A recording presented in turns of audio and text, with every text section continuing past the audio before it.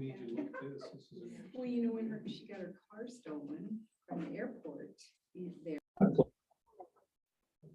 of the United States of America and to the republic for which it stands, one nation, under God, indivisible, with liberty and justice for all.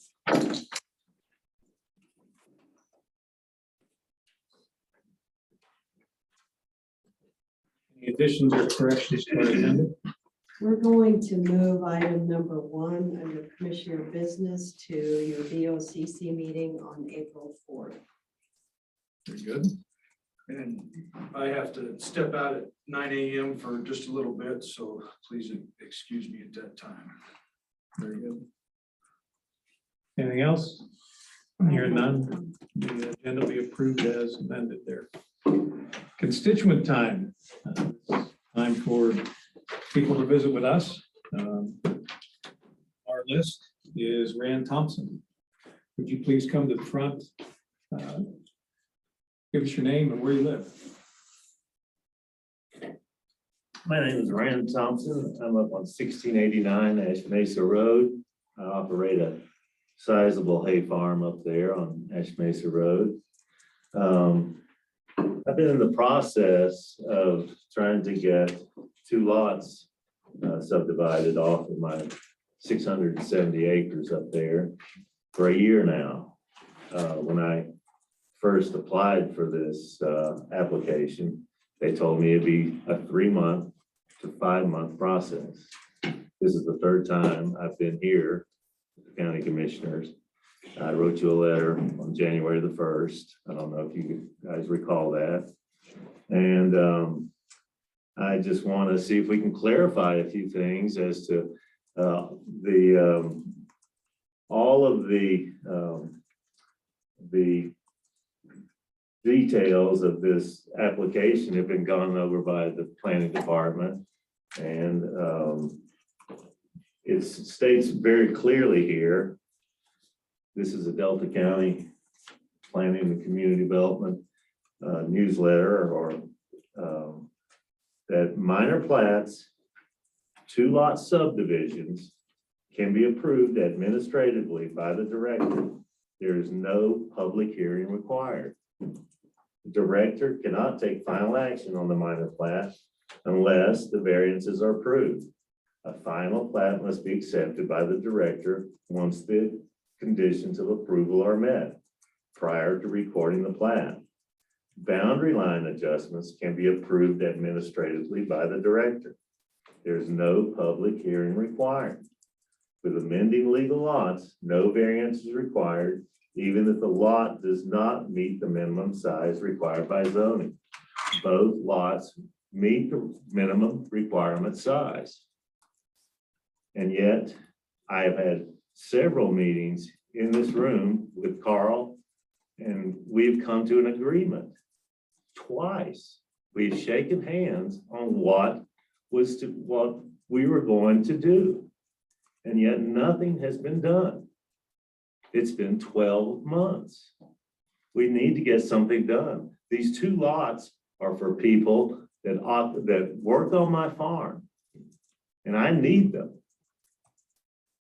And it's hard to get help. I don't know if you guys are farmers or not, but if you come by my place up there, you'll see the stacks of hay. We put up over 50,000 small bales a year with very little help other than my wife and I. Both of these lots will be occupied by people that help on that farm. And why we can't get this done when we have gone through all of the necessary steps with the planning department is beyond me. I've been in planning for 42 years, involved in planning in Colorado, several different counties. In all those, it's an extremely difficult process. I agree. But once you meet the criteria established by the planning rules, you should move forward or be able to move forward. And I attended the meeting last Tuesday. I heard all kinds of people with what I thought were didn't really have a reason to be up there. Several people did, I thought had legitimate issues. But this is something that I think that should be able to be resolved. I can see no reason why I can't. And I agree. Mike, do you want, this is your district. Yeah, and you have met all the requirements. Carl. Absolutely all the requirements. And yet, Carl told me that there would What is be, the excuse me, I'm reason- sorry. Go What ahead. is the reason that they are giving you that it is not being approved? There is no good reason whatsoever. Carl told me the last time we spoke that we would, there did not need to be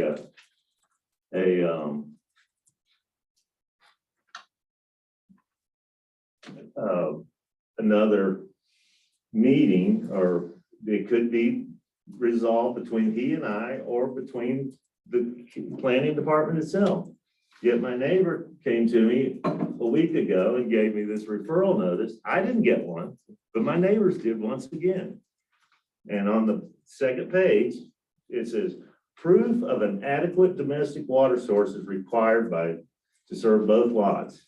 We have proven that we have 2 lots or 2 water taps and a well permit for the other one. Yet it says, submitted is a copy of the permit to construct the well permit, which appears to be for a neighboring property.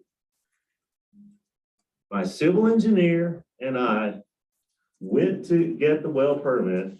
We located it in their office for them. The well driller, Brian, has been on the property. We know exactly where the well is going. It's 80 feet on my side of the property line. And I just don't see why they keep moving. And there's, is the well construction permit for the subject parcel? Of course it's for the subject parcel. There's a lot of just ambiguous information that keeps being sent to my neighbors. With the first referral packet, if you go to page 13, my actual submittal is not to, for what I wanted, is not to page 21. There's a completely just, I don't know where they came up with it, but it shows a 6-lot possible clustered subdivision. That's not what I asked for. And I'm not here to pick on Carl at all, because I honestly feel like Carl and I have a pretty good working relationship. And I know Carl's got an extremely tough job. And driving around the county, delivering hay, I see that there are a lot of land use issues that need to be addressed. That are going to be extremely difficult issues, but this is not one of them. This should be something that could indeed meet that 5-month at longest. You should be able to get this resolved, in my opinion. And Mr. Thompson, can I interrupt you real quick? Sure, you Just bet. for sake of argument. Mr. Bear, is there any chance this issue is going to come in front of this board? Sure. I mean, as far as a hearing that we have, a land use hearing that we have to deal with, I appreciate your concern. I'm just concerned that we get into an ex parte communication aspect here, and then it affects if we have to have a hearing on this. Just as a case in point, I sympathize with what you're saying. I just would like to have that clarification before we get too far into the details of your application. Sure, I mean, there's, without, This is Mr. John Bear, County Yeah, this is our Attorney. county attorney, sir. I see. there are appellate rights within the code. I can't point to those right now where decisions of the director are appealable to this board. No, so I would think that there's a possibility. I think that Mr. Thompson is talking, for the most part, generally about his. I mean, you're Aggravation about talking this. about process. I think there's no problem with talking about process, trying to get process resolved. I just get concerned that you're going into details of your application, and that could be a problem with ex parte communication in the future if this ever has to come in front of the board. You understand what I'm saying? I do understand, but I mean, I guess I just don't understand, the language is clear. Yet, why, I mean, So what are they holding you up for right now? What specifically? I'll let, Mr. Emmerich, since he's one of the people that would like to, one of the lots, and these are pro bono, by the way. So, I mean, I'm not making money, which has been suggested by some of the neighbors that received one of these referral packages erroneously, but, I'll let Mr. Emmerich address that. Thank you. for your Thank you. Yeah, I think, my name is Ken Emmerich, and I'm part-time here in the summertime helping Rand with the hay operation, and I would like to be here full-time. I think what we have seen in the last year, since last March, when we sat in the office next door and got the application and informed them of what we wanted to do, is just, we've been pushed down the road, so to speak, and now we're a year later. When we sat down and presented our request, which was to subdivide, have 2 lots there off of this, everything seemed to be, yeah, it'll take 3 to 5 months max. And then we went through all the processes. Water's been proven, power's been proven, access has been proven. We've made a lot of arrangements to get those things in their hands. Rand has been fronting the expense, which has been increased for multiple different surveys at the county request or planning department request. I think the big thing was the misrepresentation of this plan that the county presented that Rand just showed. We asked for 2 lots and they put all kinds of other things together that was denied when we sat here on November 17th. The request, we're told that we needed variances, 3 different variances, and those variances were denied that night. And as it turns out, we didn't need those variances in the first place. So it was both time and money invested. And we're in the same place now. In January, we came and we met with Carl and he said, this can be done simply, as Rand suggested. It was a handshake and just meet these requirements. We've met those requirements. Those have been proven.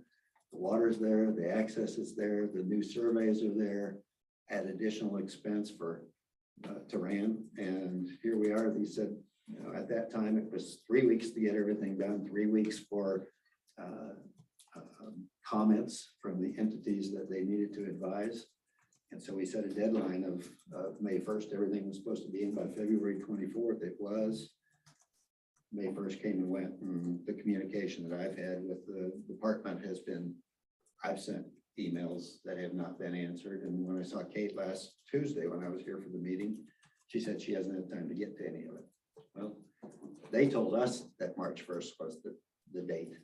We didn't tell them. We'd like to move forward. I have a contract to sell my property in another county so we can be full-time residents here and get after it and get started on the construction that we want to do this summer so we can be here full-time. And we're just being held up and I'm not sure why. So all the things that I don't think we know why. yeah, all the things that have been requested have been submitted and approved.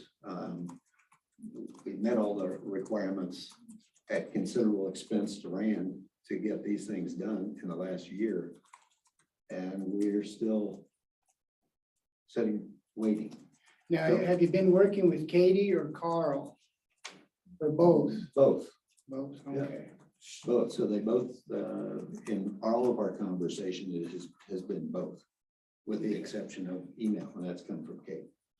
So to make sure that the commissioners don't get into ex parte, I'll follow up with planning and then I'll get back with the 2 of you. Right, yeah, we're a year out and looking at what is the deadline? When is it gonna happen? Because like I said, I've got contract on property over there that I need to execute and get that done. If we're gonna get here, we need to know when. We can't do anything until we get some type So of it's approval. And the approval is seemingly a simple process. I mean, we had to jump through hoops to go through that variance process, which wasn't necessary in the beginning. As it turns out, we sat here November 17th with a room full of neighbors that were misinformed because of the presentation that had been put together. And that didn't even apply to what we were trying to ask for. So my frustration is that here we are a year later and we're no closer to getting an answer. And it seems like a simple, write it off and let's do this thing. But that's not the way it's going. Okay. Well, Right, thank thank you. you for following up on that. Thank you. Yeah, so timeline is my biggest thing. Misrepresentation, I think, was the unfortunate cause. So we just like to get something ASAP so we can move forward. Totally understand. Okay. Appreciate it. Thanks. Appreciate you Thank bringing it to you. our attention. Cindy signed up. Kent, did you want to speak? No. Okay. If you do want to speak, please sign up. Cindy, you're next. Thank you.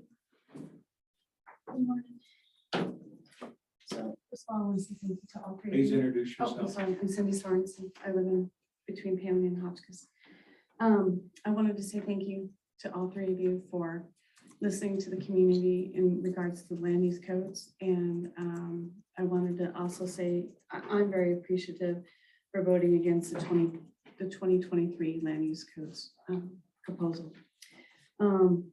As you know, I started talking to all three of you about the drone use in the valley, and I have great concern over the use of drones. I do not want drones flying over my property. I feel they are invasive and do not represent the values of the Delta County citizens. I do not want my guests who are visiting my farm to feel uncomfortable, because I feel uncomfortable when there have been drones flying over my property, and I don't know if they're from the county or from a personal use. So, but there It's has not been. county drums. I know, but I'm just saying, I feel very uncomfortable when that has happened in the past, and it has happened in the past. From the county drone? I don't know. Okay. Okay, Yeah, John hasn't thought. I have no idea. So I just wanted to hit a couple notes. Compliance under the 2021 LUCs is to be strictly complaint-based. No violations are supposed to be investigated without a prior written signed complaint. And you have stated, I can't say it, you have stated that you are not in agreement with and will not pass proactive compliance that is not compliant based. So it's my understanding that the county compliance employee is currently already using drones to surveil properties for violations, and he stated that verbally. There may be, I'll skip that.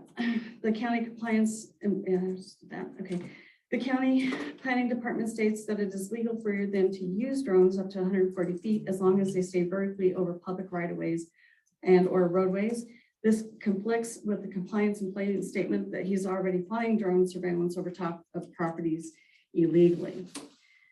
So what I want to know is what public notice or hearing or action was taken to authorize these actions, and where is that in the public record? Is there a clear, consistent policy in place for where drones are used, or is it arbitrary? What are the policies for drones, videos, images, data, and files? And are copies of drone surveillance images, videos, and other related information available for review and oversight for the public? And then, does the code compliance employee's job description, does he have authorization for this sort of drone use? And can we see the documents to verify? Does the code compliance employee already have valid and licensing to operate a drone to follow legal requirements? And when and where are they issued, and when do they expire? Was any of the drone activity carried out prior to licensing or during lapses of expirations? And how many properties has the county surveyed with use of drones? I'm concerned because, to me, you know, I understand that it's easy to use a drone, but I'd rather have someone knock on my door or call me up and say, hey, Cindy, let's talk and let's figure this out. To me, that's a respectful way to handle communication in the county. I want to trust all of you guys. I want to trust my planning commissioner. I'm having huge trust issues, as you know, and I've been pretty outspoken about integrity and what's right and what's wrong. And that's all I want. I want to be able to have trust that you guys are doing the right thing and the planning commissioners are doing the right thing. And that's why my hackles are standing straight up because of what's happening in the planning department. Because it seems like it's a good old boy network and it shouldn't be. It should be there to represent the people of Delta County. That's why you have you, Mr. Lane, you're in Delta, you are in the North Fork, and you are in Cedar Ridge. And the same thing with the planning department. But it's becoming a status quo of how many years we can be in office and who has control. And I think we've gotten away from the people in Delta County representing the people. And that's what I want to go back to. So thank you. Thank you for being here today. And I will be revising this document and I'll send it in an email. Thank you. And just for clarification, the county does own a drone. The only properties it has flown over are county properties, and these are for gravel inventories and cut and fill for the landfill. And it has not been flown, the county drone has not been flown anywhere else. So, I disagree that I've heard from friends that it has been. okay, well, I would love to have that, so, thank you. Anybody else? Hearing none, we're going to close constituent time and move into the county clerk, Terry Stevenson. Good morning, Commissioners. I have the minutes for the February 21st, 2023 BOCC regular meeting. Were there any additions, changes, or deletions? I have none. Nope, look good to me. Good to hear. Thank you. Thank you. My next item is your consideration and appointment of the Board of Equalization Hearing Officer. I'm recommending James Isler for 2023 Board of Equalization. James has done it for several years and has done an excellent job, and he has offered to do it again this year. So I would recommend that we appoint him. I would move that we appoint James Isler for our Board of Equalization hearing referee for 2023. I second that. Discussion? Hearing none, all in favor? Aye. Aye. Aye. Thank you. My next item is also the Board of Equalization, but to appoint an arbitrator. Lisa Roberts has been our arbitrator for several years and is willing to do it again. The arbitrators are very difficult to find, so when we have somebody that is willing to do it, and she's done a great job in the past, so therefore I would recommend Lisa Roberts as arbitrator for the Delta County 2023 Board of Equalization. I move that we appoint Lisa Roberts as arbitrator for Delta County for 2023. Second. Any discussion? All in favor? Aye. Aye. Thank you. Thank you. Thank you. We're coming up on the 9 o'clock hour, and 9 o'clock we have the BLM here with us today. Welcome, everybody. Good to see you. Would you like to come up front and join us? Sure. We're starting a little early. So do you have a hookup to the internet in the system, or should we plug our computer in? You can give it to me. USB or HDMI.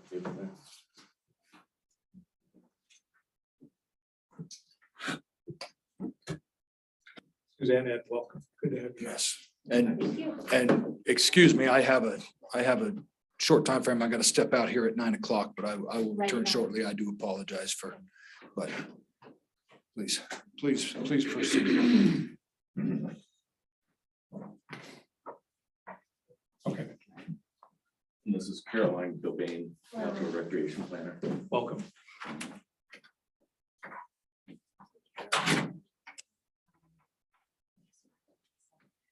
Sorry, we've been here a little bit earlier. We do have a story map to show the commissioners today, which we thought would be a nice overview of our public comment process. So I'm going to be linking us up to that story map. And let's introduce ourselves, and then I'm going to turn it to Ed to give an overview of kind of where we're at in the process, and then we'll turn over to the story map and walk folks through it. Chris Stewart here. Chris, could you get her up or get hooked up?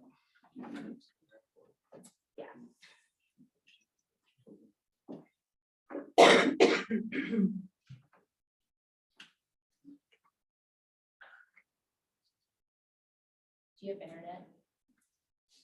Or Wi-Fi?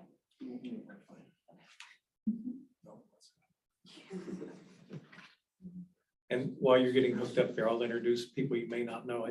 This is John Barrow, County Attorney. Hi, how are you? Good, how are you? Terry Stevenson, County Clerk. I know you know Mike. Yes. Hi, how are you again? Lindsay Mitchell, our Public Information Officer. Great, hi. And of course, Chris Stewart, all around handyman, but emergency services. An IT whiz too. IT support. Okay, and I guess we'll go around and introduce ourselves. I'll start first and then turn it to Caroline. So I'm Suzanne Copping. I'm the field manager for the Uncompahgre Field Office based in Montrose. I am not a multitasker, so I can either speak or I can get on the computer or I can talk. So bear with me for just a few minutes until I can focus on one thing at a time. But I really appreciate the time that you're giving us today to talk with you about the Jumbo Mountain Chapel Management Plan and our public meetings coming up a little bit, a couple weeks from now in Paonia, and about our process as a whole. And really, I think the most important part of our time here with you today is really the question and answer and the conversation that we have. So that will be really helpful for us to hear the kinds of questions and the thinking that's going on here at the county. So I'll turn it over to Caroline while I focus on getting us onto the internet.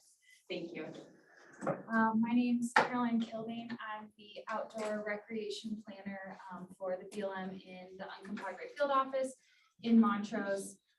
So Jumbo Mountain being a trail-based project, that's kind of been, you know, my project for the last, I think we had public meetings for scoping back in early summer of 2021. So going on 2 years of working on this project, and I think we're really excited with the balance we've been able to find in our alternatives, and yeah, really looking forward to chatting with you all today and seeing some familiar faces. I know it's been we've had a lot of conversations about Jumbo just in the time I've been here, and I know they've been going on long before I got here as well, so appreciate that. Hi, everyone. I'm Ed Franz. I'm manager of Gunnison Gorge National Conservation Area, and I supervise the recreation programs for the Uncompahgre Field Office. And so I'm Caroline's supervisor, but make no mistake, she's the expert on the recreation, certainly when it comes to Jumbo Mountain.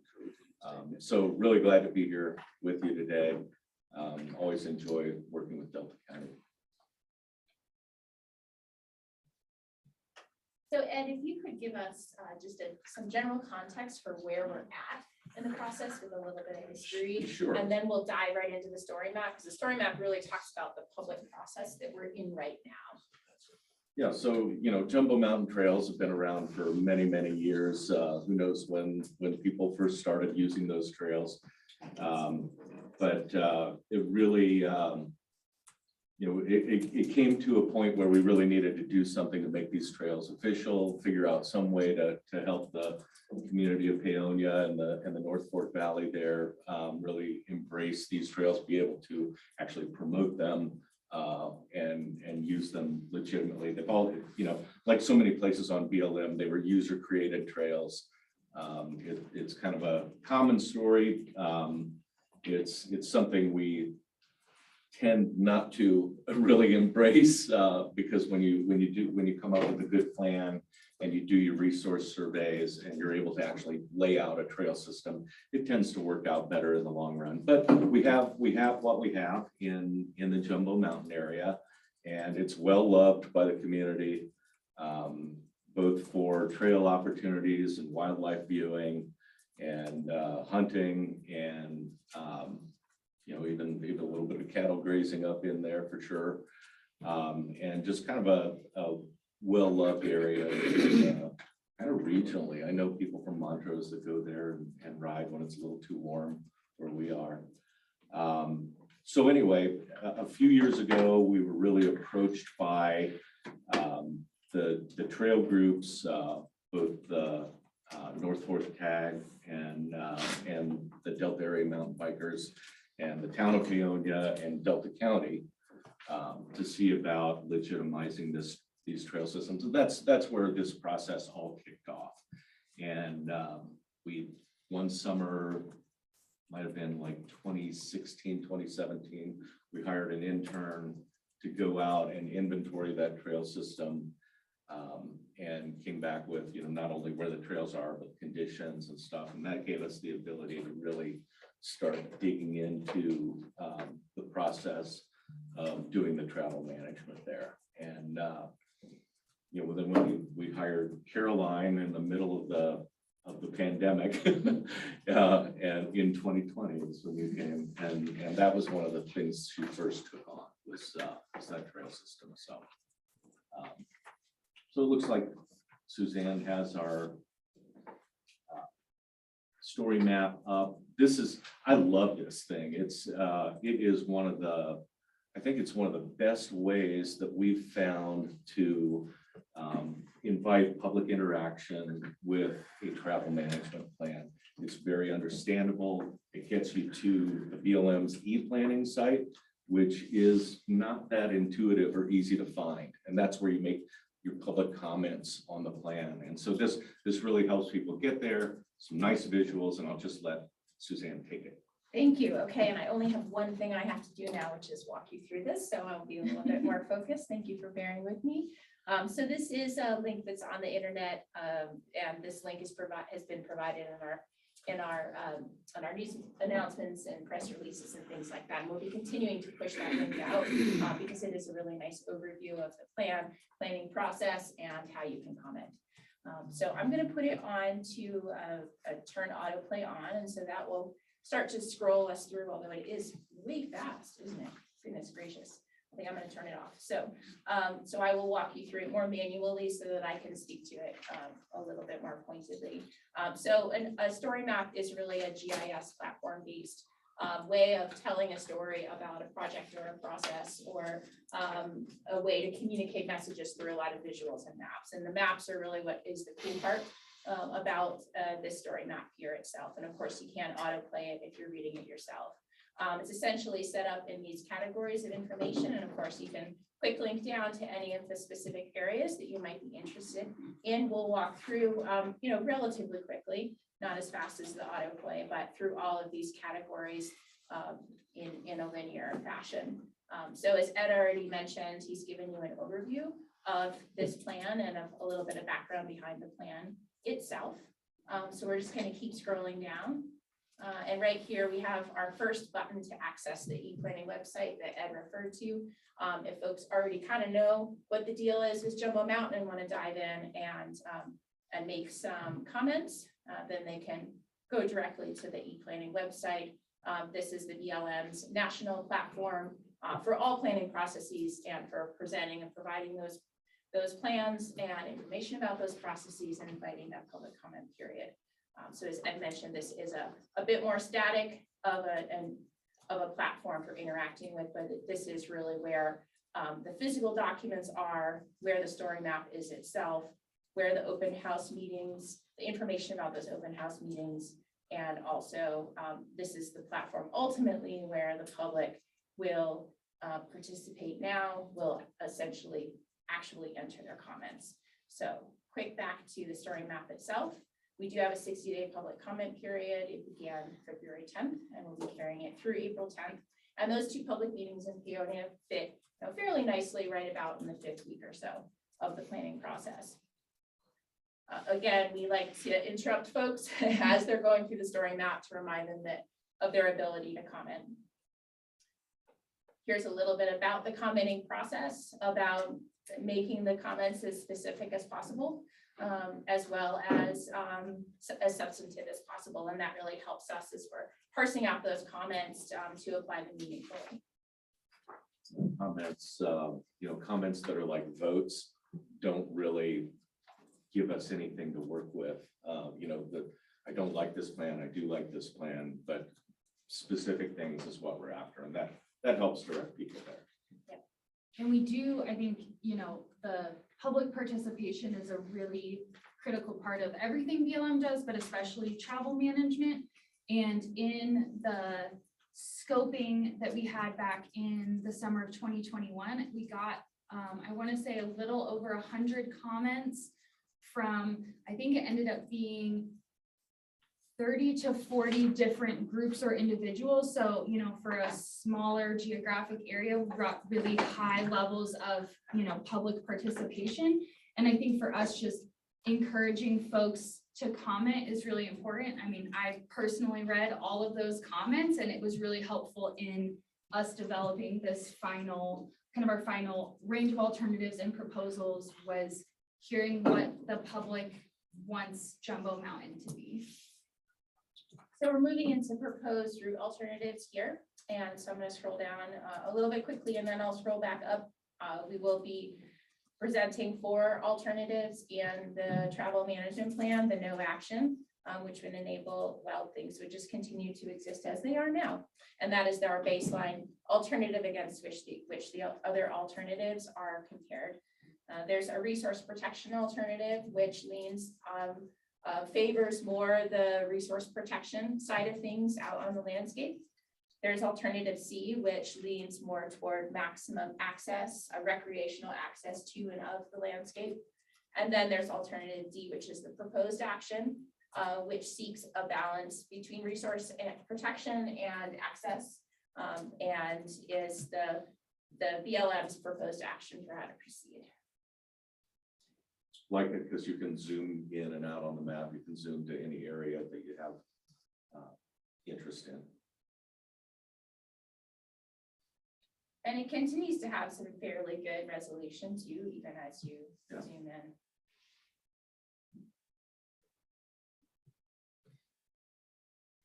And do you want to click between the alternatives? Oh, I So they can can do see that. how they change. Of course. So this is what's really cool, because we want folks to be able to easily compare the different alternatives. This interactive map, as Suzanne's clicking, you can in real time see how the map looks different depending on which alternative it is. I know it's kind of hard on these smaller screens, but those of you with the big screen in the back, you can really see the difference in the colors and the lines. Caroline, in your proposed action map there, tell us the difference between the blue and the pink shaded trails. Yes, so the dashed green lines that you're seeing, that's what is the proposed open route network. And then the kind of bluish teal outline on the routes indicates the seasonal wildlife limitations for big game. So that's from the 2020 UFO RMP for those routes to be seasonally closed to motorized and mechanized from December 15th to April 15th. And then the pink outlined routes kind of at the top bowl, I guess, if you will, those are, the pink is indicating a seasonal limitation in regards to there's a nesting golden eagle in that area. And so those offer additional protection should the eagle be using the nest that year. And then you can see And the what's the season on that? is December, I think it's December 15th through, it could be as late as July 15th, but BLM would be monitoring for when the eaglets fledge and kind of the whole process is completed, then the trails would be opened. And you can see in this one, the power line road is purple. It's open to motorized vehicles because the right-of-way holder needs access. For administrative use. Yeah. So that's why it's displayed differently than the dashed green lines. Which And would be, so the trails that were not authorized, did you go into detail in the NEPA document regarding the decommissioning of those, or? yes, so in the proposed action, we would kind of have a balance. And I think Suzanne, as she scrolls down, will get to one of the things that it sounds like most of you have spent time out at Jumbo, you're familiar with what the trails look like there. One of the things we really tried to think through in this plan is that future need, the sustainability, a lot of the trails are really rutted because they weren't built in a way that is conducive to keeping the water off. And so as part of this, we've pre-identified trails that we would like to reroute, as well as, we got a lot of comments from folks saying, hey, this trail isn't really safe. It's too fast. You can't see where you're going. The slantendicular, which is kind of the main uphill climbing trail, is very hard. It's not really a friendly uphill trail. And so that's one we're proposing as well, that as part of this plan, we would reroute to make it more sustainable and just a better recreational experience. So some of those trails we've already identified in here, as well as anything that would be closed. We have in the environmental assessment, how we would reclaim them, what kind of, tools we might be using to make sure that they're closed in a way that's, the plants can recover and all of that. So it's not just a bare patch of ground once we put up a sign. And many of the originally unauthorized routes are brought into the alternatives here. Well, with the idea that, and you can see kind of the hash mark areas on that map. And that's got a slider to it. So you've seen Suzanne move that slider back and forth. And that's just showing existing trails and then the potential reroute corridors where if they wanted to make, for example, the uphill climb a little bit easier, put some sinuosity into it, they've got that polygon to work within. Just making trails better and more sustainable. You don't have to get out and maintain them as often. So that's the hatch areas. Okay. And we wanted to, instead of BLM coming up with an exact line, we wanted to kind of provide more of a corridor or a zone so we could work with the local partners to make sure the final alignment is meeting that recreational goal that the folks who use it the most would want. So this is sort of a new concept we're trying out to give it a little more space and try to get that, on the ground community input to make it, there's some really cool terrain out there and that the public is getting that experience that they're after. So in this instance where you're going to have to do some decommissioning and reclamation, rerouting, and then maintenance, what is BLM's policy on who actually does that? So that's a great question. Internally, we have some resources to help with that.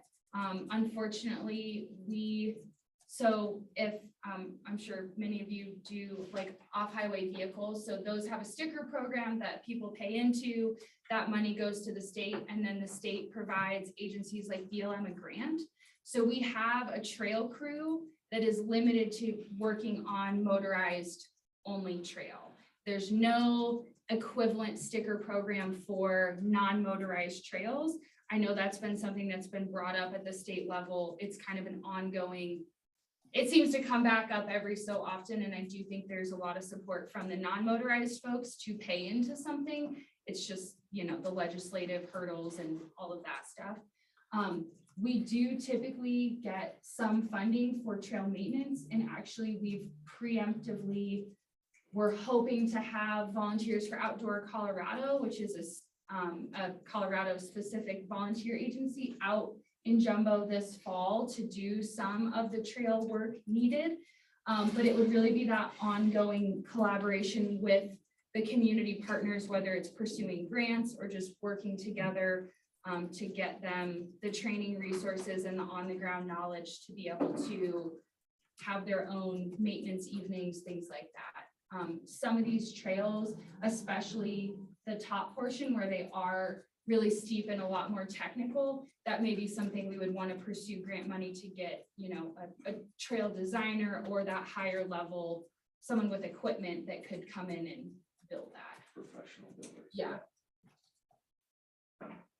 Yeah, and so, some fan supported stuff, and, with you spoke of the volunteers, and we have in the past almost every year, we've offered some sort of trail training for local volunteers.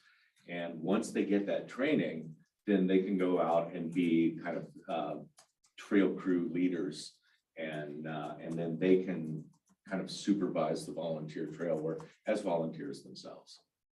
Will BLM require, I don't know, some kind of permit if there's commercial tour operators using Jumbo? Yes. How does that work?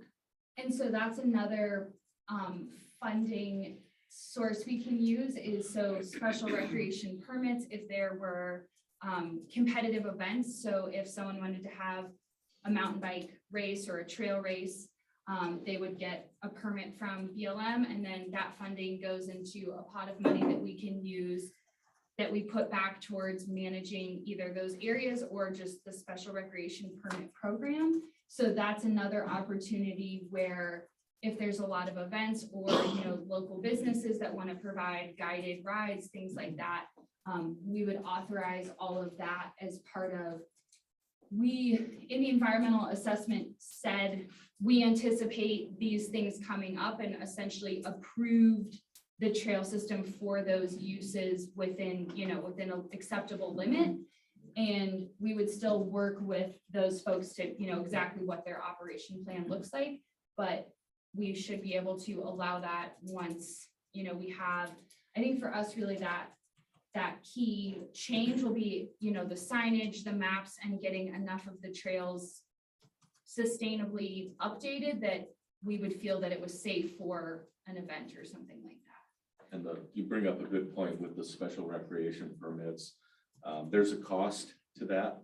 When people are using the public lands for private benefit, then the public gets a cut of that essentially. So if it's like an organ or a company that does mountain bike tours out there, BLM keeps 3% of their gross. And if it's an event, it's a per person charge. And then we take that money, and it doesn't go back to Treasury or anything. We take that money and put it back into the areas where people have used that. So it is, like Caroline mentioned, it's a good opportunity to get a little bit of extra funding to do trail maintenance and to do some improvements to the site. But each individual bike doesn't have to have a permit number like the snowmobiles or No, wheelers? no, there's nothing like that, but I wouldn't be surprised if that happened at some point, but that's just looking into the crystal ball. We've been hearing increasingly from our non-motorized users that they would like a fund like the OHV users have. And that's one way that it could happen. But that's a state issue. It's not a BLM issue. What about the different classes of e-bikes? So, yeah, I don't know that it's in the story map, but in the proposed action, we are proposing to allow class 1 e-bikes, which would be pedal assist that go up to 20 miles an hour. We feel like that is really, a lot of other BLM offices are allowing that. We don't, in the Uncompahgre field office, we don't have any mountain bike specific trail systems that allow e-bikes. So we think that could be really a good opportunity. E-bikes are relatively new to the market. They're a really fast growing recreational opportunity. And a lot of the early research shows that many people who ride e-bikes are people who used to ride mountain bikes, and it's just become too challenging based on their age. And yeah, I try not to call Ed out, but he is an e-biker. But a lot of the research shows it's people who just want to continue to enjoy getting out with their friends or their family, but because of physical limitations due to age, e-bikes are the way they're continuing to do that. She's hard on me. Yeah.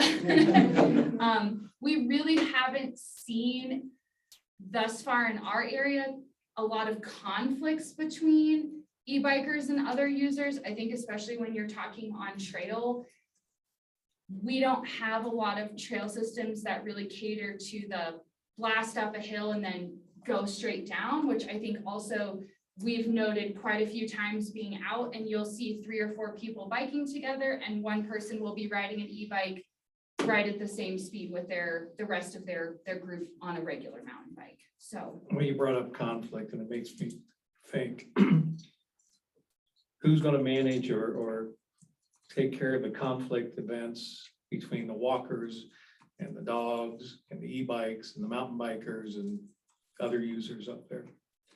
So one thing we're proposing as part of this plan would be to do directionally encouraged trails. We got a lot of comments and scoping from people saying, hey, I'm walking my dog and the bikes are coming down really fast. We can't see each other. So hopefully with some of these reroutes and that directionally encouraged travel, that will kind of get people going in a better flow just in general. But then for us, it would be our law enforcement officer if it got to that point. But we've found on a lot of our trail systems, the groups themselves are pretty good at just kind of communicating and posting on Facebook like, hey, there's a lot of people doing this right now. Don't ride your bike with your headphones in because you're missing people on their dogs. It will kind of have to see once things change. I do think out there right now, because trail maintenance hasn't been done, there are a lot of like limbs that need to be trimmed that would just improve those sight lines so people can see further out. Someone's coming the opposite direction. And it is, that conflict is a trigger for management action. If we did get concerning and increasing conflicts out there, we could do things like designate the direction instead of just suggest it. Yeah, the county's very supportive of this. We just don't want to be involved in the conflict management part. Yeah. Right. Or the I get maintenance. that. or- Yeah. Yeah. And we have other models in the area to look at when we're looking at signage, when we're looking at education, when we're looking at, self-policing and working with local organizations to educate their members about trail etiquette, those kinds of things. Very important. Yeah. So Delta County was originally asked for this to be, put on the list for NEPA so that we could move forward with this. So we appreciate that we're to this point. Our letter primarily was trying to make sure that we had the access detailed because there is still that potential conflict. And as I understand it, the preferred route is through the Apple Valley Park, and certainly understand and we'll work with you and as well as the town of Paonia on that, wherever that we can be helpful. So I do appreciate that all the work that's gone in and the fact that I think you told us in 2016 when we first made the request, it'll be a while and that's okay. We certainly understand. In fact, I'm surprised we're this far away. So I appreciate that. The wildlife closure, I'm sure, all those maps are in the document and those have been very helpful. What I didn't see was, would there be the ability to have that adaptive management on those closures? And again, I've only just skimmed it once, so it may be in there, but I just wondered specifically, was there that flexibility? I I think, I can answer that. Go for it. no, These are the experts here. I move the mouse around on the computer, so. as far as the big game closure goes, or the timing limitation for big game goes, I think that's pretty solid. Okay.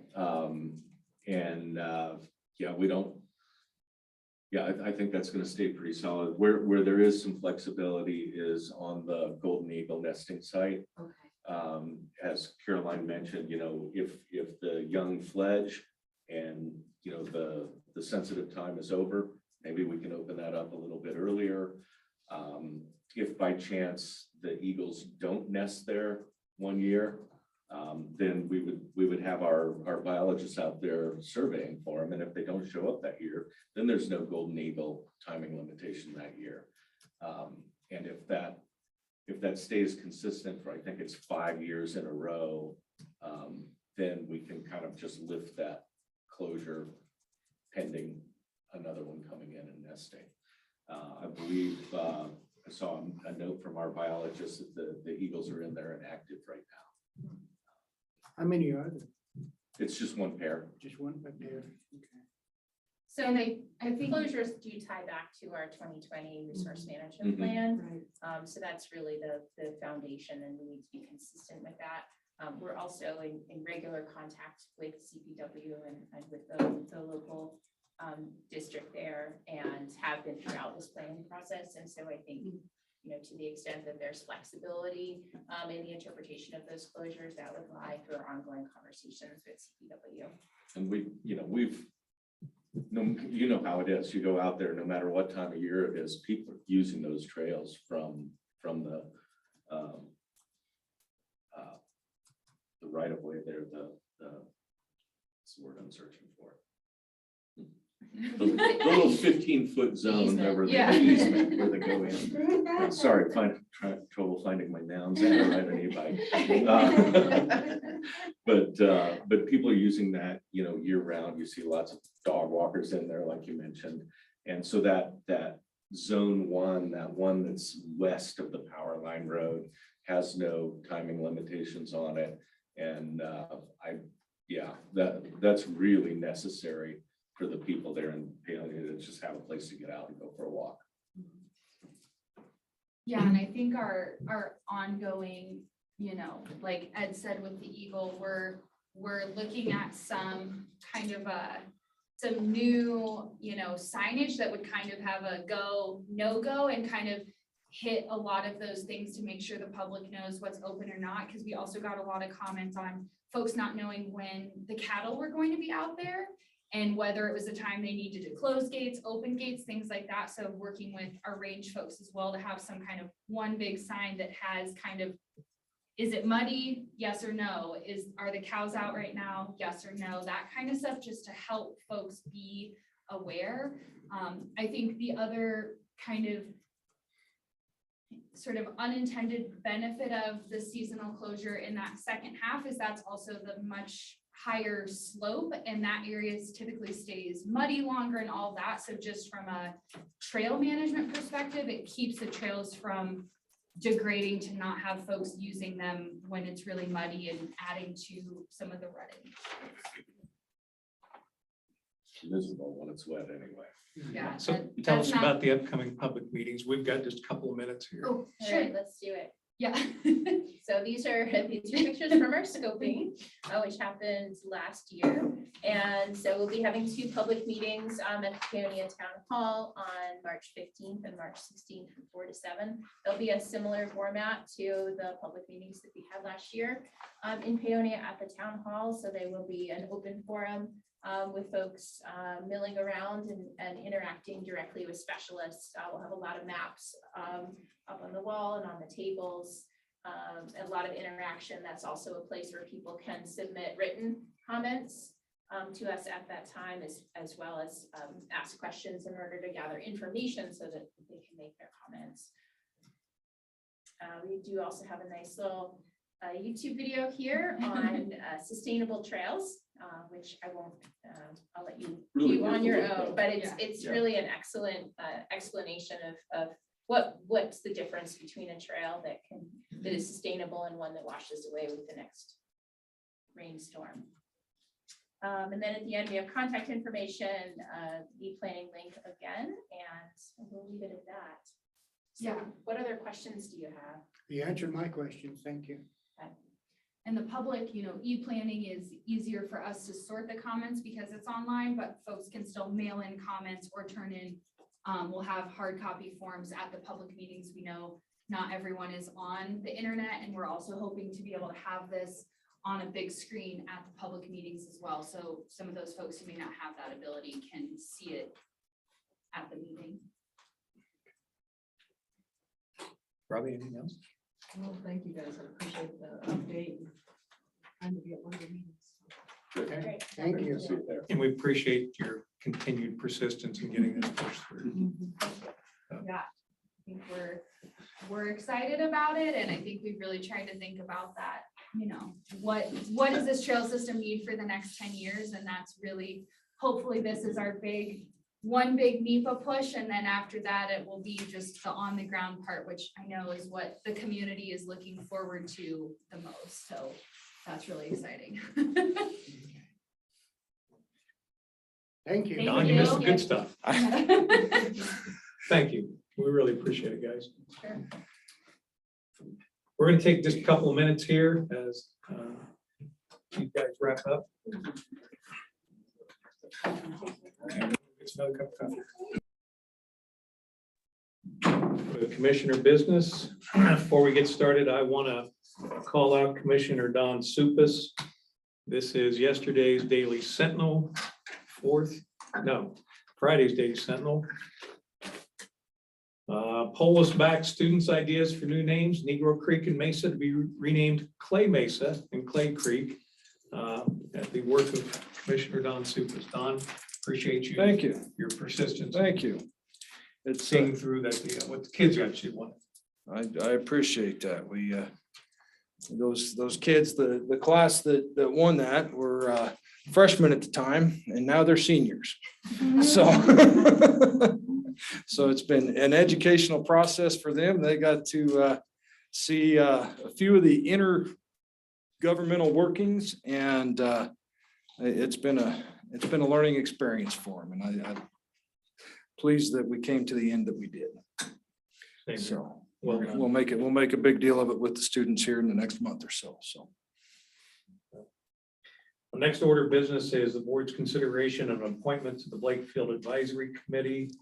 We've got letter of interest from Rick Lynch, Jeanette Waterman, Clayton Kaywood, Gene Lincoln, Alan Collins, Kent Clampett, and Ted Waltman.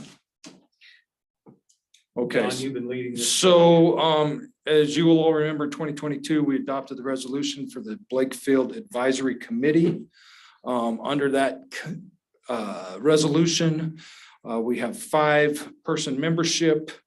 One is a pilot user of the airport, a user of the airport, non-aviation related business owner, operator in Delta area, hangar owner at the airport, and a Delta County resident non-airport user.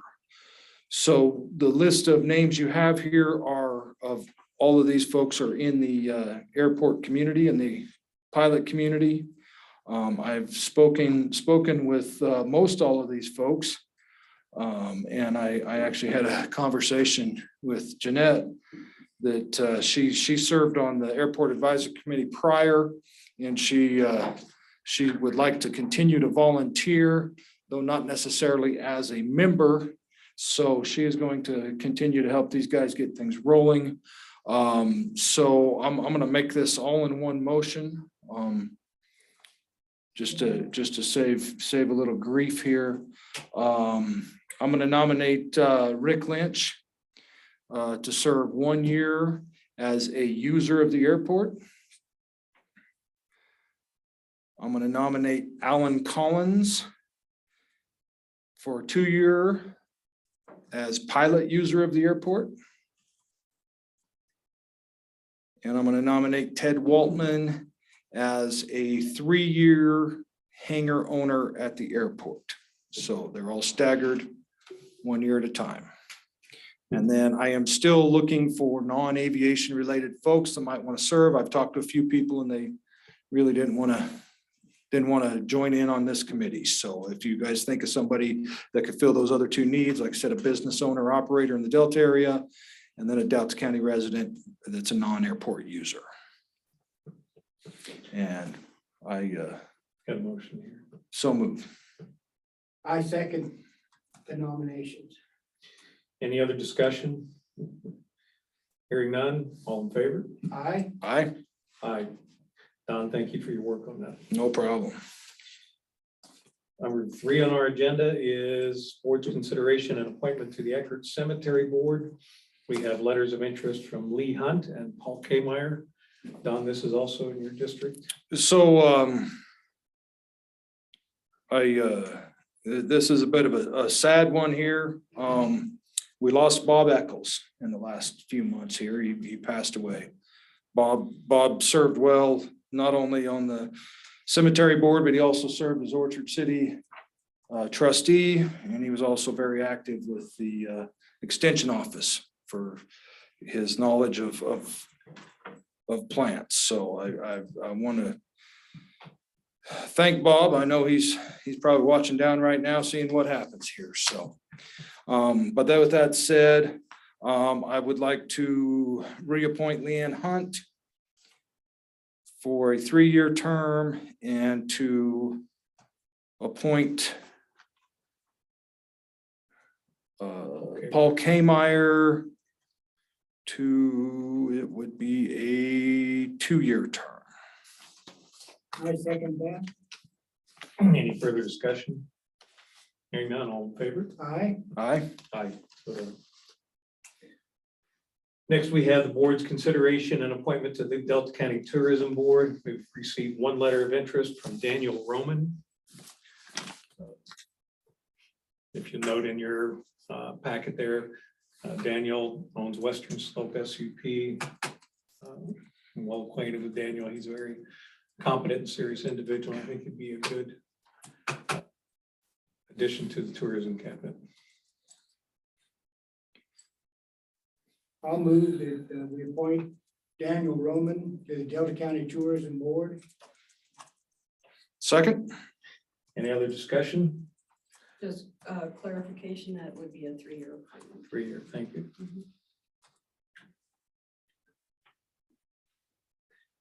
All in favor? Aye. Aye. Aye. Next, we have the City of Delta hot air balloon flight consideration. Who talks to this one? Jeanette, do you want to provide any detail or do you want this? No, I think I think we got good clarification. So the city of Delta is planning a large-scale festival from July 2nd through July 4th that will include hot air balloons. And they would like a letter of support from the Delta Board of Commissioners as owner of Lake Field Airport to put forward this event and have the authorization to do so at the airport. Questions? They're going to ascend from Confluence Park, and then the plan is to land at the airport. Is that right, Jeanette? That's how we. That's what their plan is now.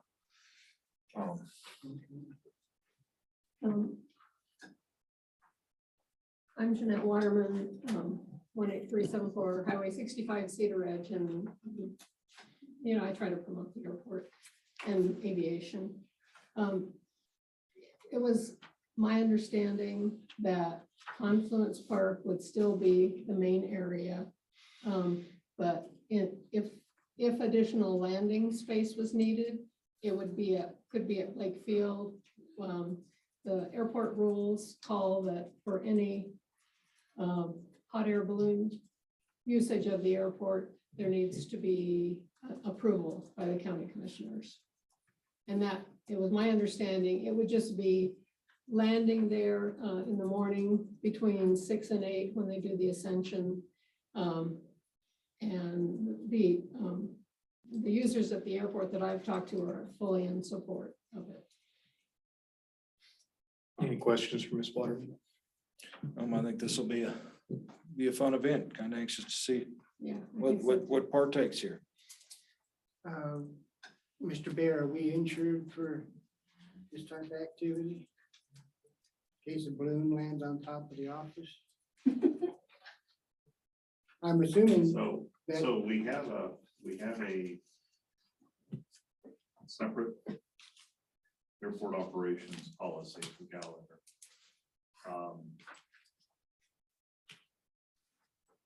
If there's a situation like this, I think on the go here. In all likelihood, we probably should have some sort of a agreement to indemnify the county from any damages. If we're going to issue any kind of permit and that sort of thing. Also, it's great that some users might be okay with this, but I'm assuming, I don't know, well, regardless, it's a holiday time period. I don't know what days of the week those are without looking at that, but So it just those needs. crazies that jump out of the airplanes, I'm kidding, just joking. They're very active, especially on weekends and holidays and that sort of thing. So there could be a lot of activity going on in the skies at that time. I think that there should be some coordination, obviously, with Ultimate Skydiving and other users, and very potentially identify a part of the airport or part of the airport property. Of course, the county has quite a bit of property out there that's not technically, just the airfield in around.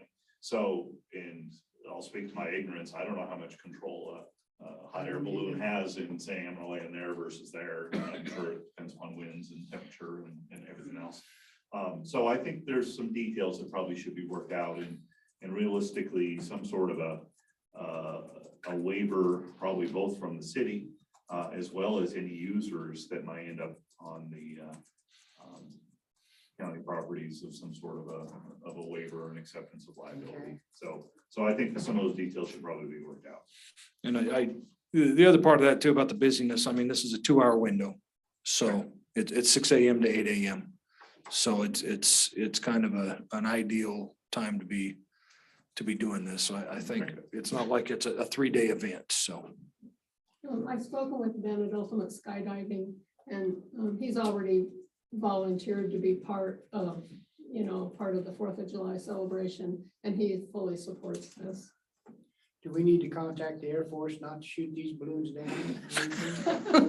Well, I think we'd have to contact, yes, lots. Might be I'm really wanting to make it follow up on that joke. It's just not funny. And we know that there needs to be NOTAM, and that will be submitted by Smiling Aviation. I've talked to them about that, and I will remind them, and they will make sure NOTAM's been done, and that the NOTAM notifies everyone that's flying in the air that something is going on. And all, this is all within the FAA guidelines and rules, and every pilot, is familiar with things like this, so. Good deal, thank you. Gentlemen, what would you like to do here? Well, I'll move that the board approve and authorize a letter. We will revise the letter to discuss the indemnification issues that Mr. Bear brought up, and we will get this back to the city of Delta. I second that. Further discussion? Hearing none, all in favor? Aye. Aye. Aye. Thank you. Thank you. Thank you. Thanks, Looking Jeanette. forward to it. I me too. Next, we have the board's consideration of awarding the bid for security fencing, RFP 2023-05. On behalf of Britt Neal and Matt Jennings, I'm going to present the proposal. It's for security fencing for the crime prevention grant being paid by the crime prevention grant on Graff Road. The bid proposal went out on February 8th, 2023.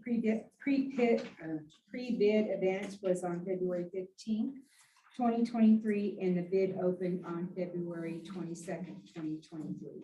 We received 3 bids, one from Alpine Fencing, one from Town and Country Fence, and one from England Fencing. England Fencing were non-responsive to the non-submittal of the Delta County bid proposal forms, and they did seek advisement from the county attorney, and they were going to keep the bid from England Fence as non-responsive because of the non-submittal of the Delta County bid proposal forms. So we weren't going to select them. Between Alpine Fencing and Town and Country, they are recommending or requesting that Alpine Fencing get the grant. The grant or the bid amount from Town and Country Fence was $114,000, but they also wanted the county to be responsible for all clearing and grubbing.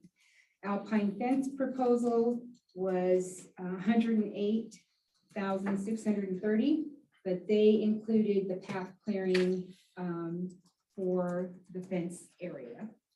So based on that information, we are requesting that the award for the contract go to Alpine Fencing. So Leona, we have 104,190 on our form for Alpine. For Alpine, on the bid proposal here, I'm looking at the bid proposal, and it's saying 108,630. The budget amount for the grant was 169, so they're still well below. Okay, well, that, yeah, just the Yeah, I don't, discrepancy. I'm in not the- sure So who maybe filled- the difference. I'm not between- sure who filled this out. I think we're okay. I mean, we're still the low bid and it's still the staff recommendations, so. The final bid tally document. Are we talking about Alpine? Yes. I have that proposal. 104, 190. Did they line item the clearing and grubbing separately? Yeah, 1,800. Is that the difference? Still not the difference, no. What other line items in there might explain the differential between 104, 190 and the 108? I've got 6-foot chain link at 104,000. And then posts, all the posts are total more than 190. And gates and hardware is 1,530. And then the clearing of the path is 1,800, totaling 108,630. So I'm not sure, So all I'm not the- sure who filled this form out. Yeah, because that's just the chain link, Oh, this on here is just the chain link? the 104, 190. Oh, okay. That's what it appears to be. Yeah, and they've got 104,000 on here for just the chain link. Okay. If our total bids at the 108,630, I think they're still obviously the low bidders, so. Okay. If they're gonna do the grubbing where the other bidder wasn't, I think it's still. Does this need to be changed, John, somewhere? That's a document that is put together by member staff in my office from the opening.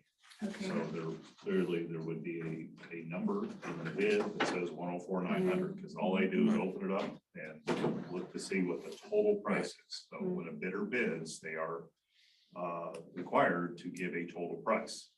And there's always clerical errors, but I don't know. I haven't seen those bids. I'm just telling you what that form is. Okay. Well, I will move that the board award RFP 2023-05 to Alpine Fencing for the amount of $104,190. You want to add a contingency if it is up to the 108 or something like. I'm that. sorry. I wrote down 108 over here, so let me retract. Let me restate that. I will move that the board approve the RFP for 2023-05 to Alpine Fencing and Supply for the amount of $108,630. I second that. Discussion? Hearing none, all in favor? Aye. Aye. Aye. Thank you. Leon. All right. Item 7, Delta Housing Authority request reimbursement. Okay, in your packet, then you have the $27,435.79. Request for reimbursement for Division of Housing CDBG program. Again, we'll write a Division of Housing for the CDBG period covered from 11/24/2022 to 12/31/2022. Questions? And standard procedure. Yep.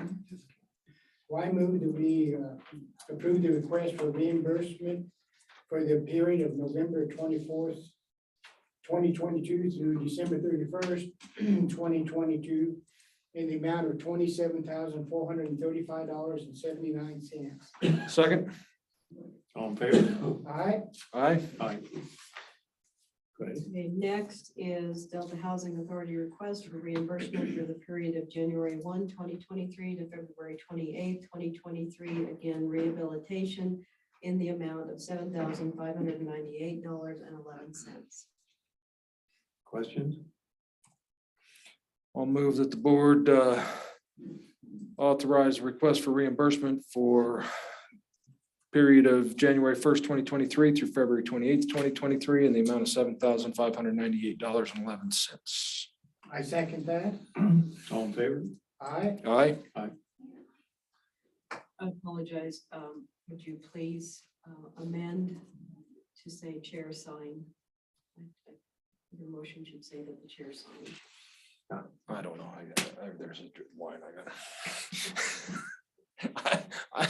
I will amend my motion that or I guess at this point in time, since it's passed, I'll make a secondary motion that the chair is authorized to sign these housing authority requests for reimbursement. I second that. All in favor? Aye. Aye. Aye. Thank you. Okay. Next is board consideration and review for approval of the ground ambulance service license and ambulance permits for the Delta County Ambulance District. Stuart? Morning. Morning. Ambulance license time again. Delta County Ambulance District is an advanced life support ambulance who's been licensed for years. They turned in their application. I took a look at their ambulances. They've added one ambulance to their fleet since last year, so now they have a total of 7. 2 of those are for wildland fire response. During the summer, they send out crews to different large wildfires in the state of Colorado. That's the Rig 6 and Rig 7. All the rigs met inspection. They don't have the wildland rigs fully stocked right now because they're parked outside, winterized until some of that equipment can't sit outside in the cold temperatures. So they have the agreement with me that they'll put all the required equipment back in those ambulances before they're going to be deployed to a fire this summer. Also, the only other outstanding item that I was had asked them to complete was on rig 6 or 2008 Chevy Rig 7. It needed new tires, and they're waiting to get that in for tires. But they'll have new tires in June before it gets deployed to wildland fire. But everything else, the mechanics had sent back some items on a couple of the rigs, but they had all those mechanical issues fixed, and I don't see any issues with any of the rigs. Recommend that the board approve license for advanced life support for Delta County Ambulance District and to issue permits for 7 ambulances. Questions for Chris on this? Appreciate your time on this, Chris, as always. Thank you. So we can move all 7 at once. We don't have the individual one. Yes, I believe. Okay. Well, I move that we approve the ground ambulance service license and ambulance permits for Delta County Ambulance District for a total of 7 and authorize the chair to sign. Second. All in favor? Aye. Aye. Aye. So done. Thank you. Next, we have board's consideration and discussion regarding a revised quote from Glass Guru for the sheriff's office. So if you guys will remember when we had this discussion the last time, I was still waiting to meet with the City of Delta's code review contractor because there was, just wanted to make sure that we were going to be all in line on our exterior doors. And after meeting with them, we're going to be, everything's going to be fine, but that still leaves us to replace the glass in the 2 south entry doors to be bullet resistant. We have to replace that entire storefront on the east side of the building, which is quite expensive because that's frame, door, and everything.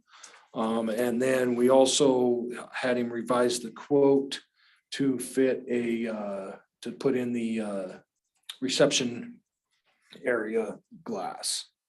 So once again, you guys will all remember, this is all required by the NFPA code that we have to follow for all dispatch and law enforcement facilities. So we had an option, we were looking at possibly changing around a few of those lower windows.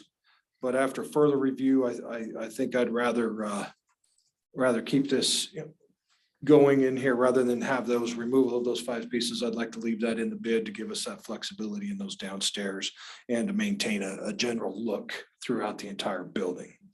So that places the total amount to $415,234.65. So any What was that number again? questions? $415,234.65. That's not what's showing. Right, because this quote shows the removal of the 5 lower pieces, that 7560. Yeah. Okay, so I'm adding that back in because I think just to maintain consistency throughout the building, I see. it'll be better. Mike, did you get that? So Any questions for Commissioner Supus on the bullet resistant glass bid here? We need a motion to. well, I can make the motion if you like, or whatever you guys want to Go do ahead. here. Okay, well, I'm gonna move that the board approve the revised quote from Glass Guru for the bullet resistant glass on the new sheriff's office to include all exterior doors and interior reception area glass for the amount of $415,234.65. I second that. Discussion, hearing none, all in favor? Aye. Aye. Aye. Thank you, gentlemen. Don, thank you for your continuing work there. And just so you know, we are still, I've got Matt working currently on finishing out our paperwork for the grant we received, that $500,000 grant from the Department of Justice to help with this cost. So between that and additional costs that we're looking at for the interior work plus dispatch work, hopefully our budget won't be too out of whack here. Thank you. What was their turnaround time on getting started? Currently the new library, our big wait is for the electrical switch gear, the main electrical switch gear. That was it was ordered back in, I think, September of last year. It is not set for production till later this month. So hopefully we see it the second week of April. They can get things wrapped up and we'll have that building with the certificate of occupancy by the end of April. The library district, I'm guessing, 30 days to get cleared out and moved into the new building. So we could feasibly start working here mid to late May. I'm waiting for final work from the structural engineer and the civil engineer, and then we'll be ready to take this to bid. Thanks. But this glass is a long lead item, so that's why I wanted to get it done in advance.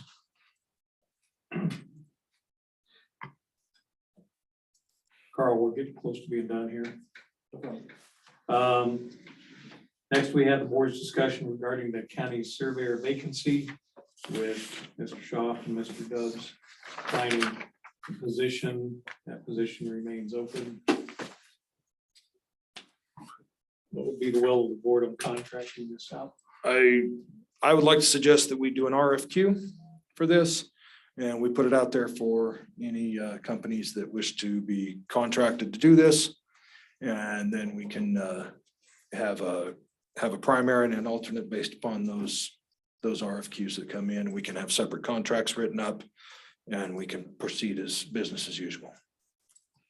I'd like to have a couple of alternates. So just to be clear, and this came up in a little bit of discussion of, the RFQ would not be for county surveyor. No, this It would be for surveying. Contract services. Contract Yes. services, Yeah. yes. Okay. Yes.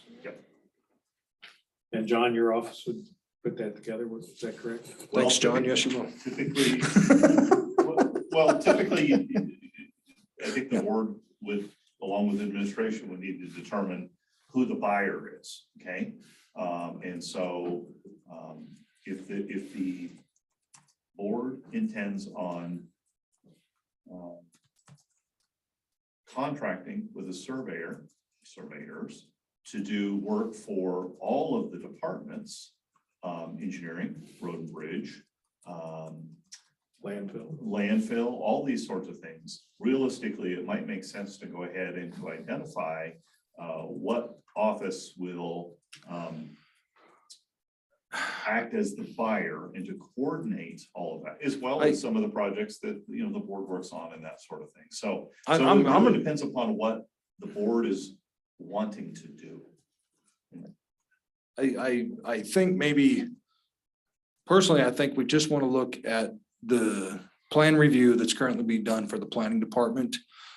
Because, you know, when we have these projects come up that we go out and get bids for, you know, maybe we have, you know, one surveyor's busy, the other's not, and we get better pricing. And we just don't, I think to try to contract for future projects would be tough. I think we should just focus this on just plan review for the planning department. So if that's the case, a couple of things that I would throw out there is, one, does it even meet the threshold that you need an RFQ? That would be the first thing, if you're talking about that.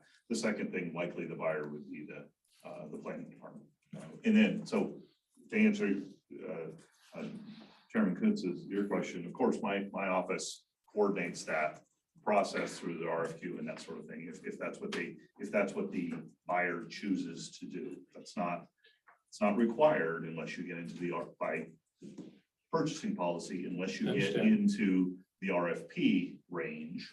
In the RFQ, it's still optional at this point. Of course, we would help people if that's what they choose to do. But so if it's a planning issue, then it would realistically, the planning department would be, someone in the planning department would be the buyer. And I'm using that term purposely because that's the term that BidNet Direct uses. Does that make sense? You okay with it just being review of planning? Yeah. And as I understand it, Mr. Schaaf and Mr. Dubs both put in application for the county surveyor, and then Mr. Schaaf notified us that he no longer wanted to be considered. So the position was offered to Mr. Dubs and he declined it, is why we're at.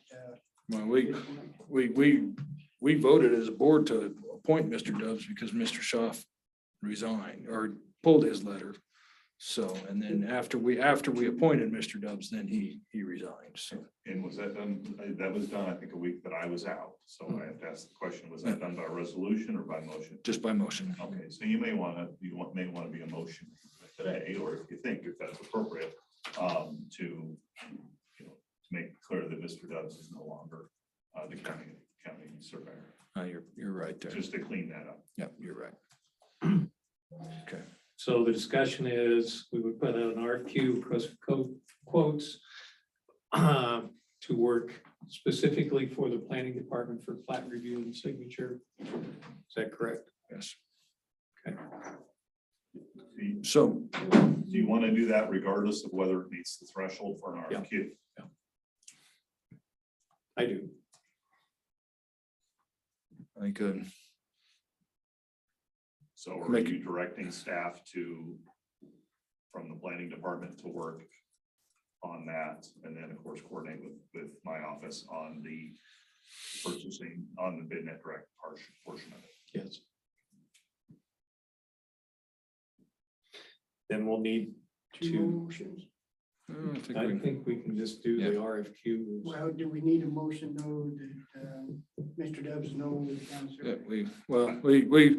I will I will make a motion that we accept Mr. Dubs' declination of his appointment to county surveyor. And we move forward with finding a contract surveyor for the planning department. I second that. Any other discussion? All in favor? Aye. Aye. Aye. That brings us to Lindsay and our schedule, gentlemen. Thank you. You want me to plan? So today Pardon? we have, oh, sorry. Today at 1 o'clock, we have a work session with the Citizens for a Healthy Community in the boardroom. March 7th, you have, all of you have a 2023 AGMC special legislative call. The 7th at 6 to 8 PM, you have a Republican Party meeting. March 8th, 8 to 9 AM, the Western Slope Commissioners call. March 8th, 5:30 to 6:30, a planning commission regular, sorry, that was on the planning commission. Sorry. 2023, March 9th, 2023, you have another AGNC legislative call, 8:30 to 9:30. March 9th, 11 to 12:30, Water and Land Committee. March 9th, 1 to 2 PM, work session with the Land Use Code Commissioners and the Planning Department. March 10th, from 12 to 1:30, CCI legislative briefing. March 16th, 8:30 to 9:30, AGNC legislative call. March 21st, 8:30 to 12, our Board of County Commissioners regular business meeting. And then March 21st, Board of Health meeting. March 23rd, AGNC legislative call. March 23rd, from 5:30 to 6:30, Board of Adjustments meeting. And March 30th, 8:30 AM to 9:30 AM, AGNC legislative calls. Is that everything you have so far? March 16th, coffee with the commissioner. I'm sure you guys thought by to get cinnamon roll or something. Where's it at this time? Fuel out there on Highway 92. And I'll be sending out the flyer for that, and I'll make sure to put it on the calendar. Thanks. Do we need a time to go out to the landfill and discuss that in the near future?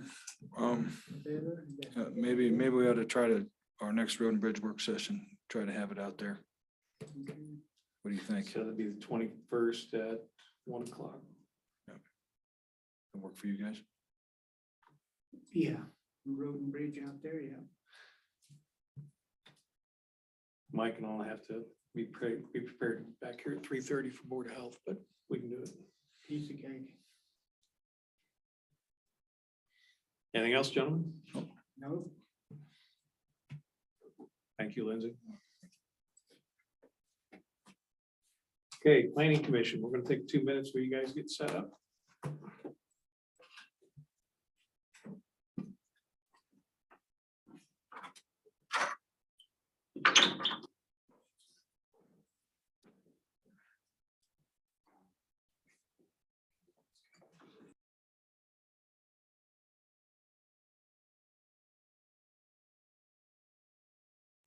From your February 7th meeting regarding vacating a portion of Slide Down Road. So this is the aerial, just kind of refresher. The yellow represents sections that are private road, the Slide Down. The red represents the public portion that is being requested to be vacated across 2 parcels. So a little bit of background, following the meeting, we met with the project surveyor and the applicant. The project surveyor gave a background to how this came about, and Saddle Mountain Ranches subdivided the lands into 40-acre parcels, and they've been subdivided additionally since then. Each parcel has been granted access over the other parcels along the roadway, so the one that's above has access across the ones below, that kind of thing. And we included deeds for 3 parcels in your packet for Burr, Bishop, and Sakai that are above or past the subject segment of roadway. So according to the project surveyor, he feels that the application would be reasonable, and that the prior conveyances through the deeds, having that right through the deeds would serve as that access easement, so to speak, there's a 60-foot non-exclusive right of way that's granted for that access purposes. And that's been transferred from deed to deed ever since Saddle Mountain Ranches sold the properties. In his opinion, there's no public interest being lost because of the private roads on both sides. And the statement that the project server made has been now added to the plat.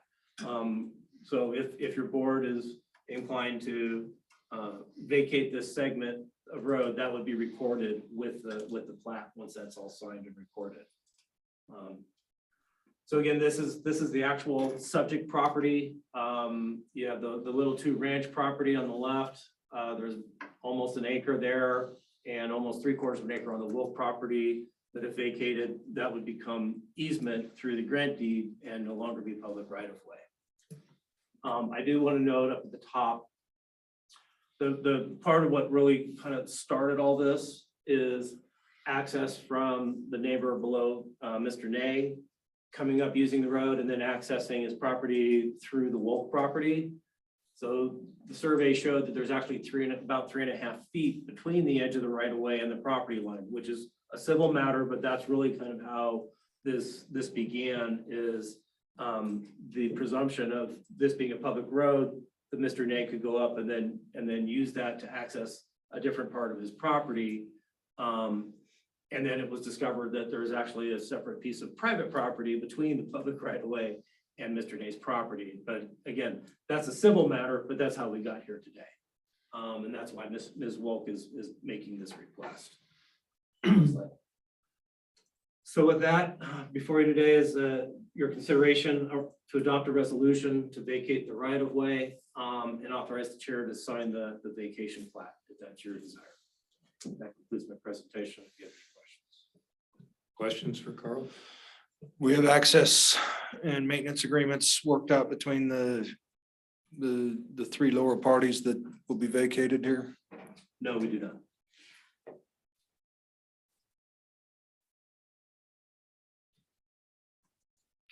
When we last left this, I had asked that the property owners work with Mr. Nay. Hopefully they would come to a resolution amongst themselves. You know, if they're able to do that. I do not know. We have not heard from Ms. Wolf on that. We had suggested that our project surveyor be here today to help answer any questions along those lines. We don't see Ms. Wolf on Zoom either.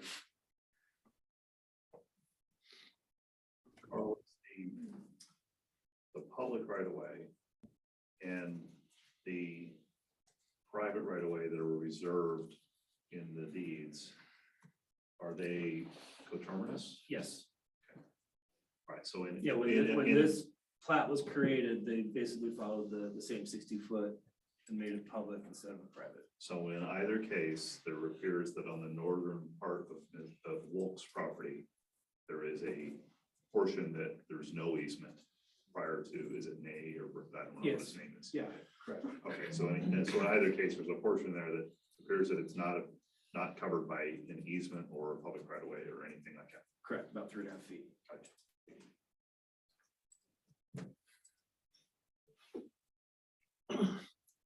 Because this is a pre-existing road with just a county easement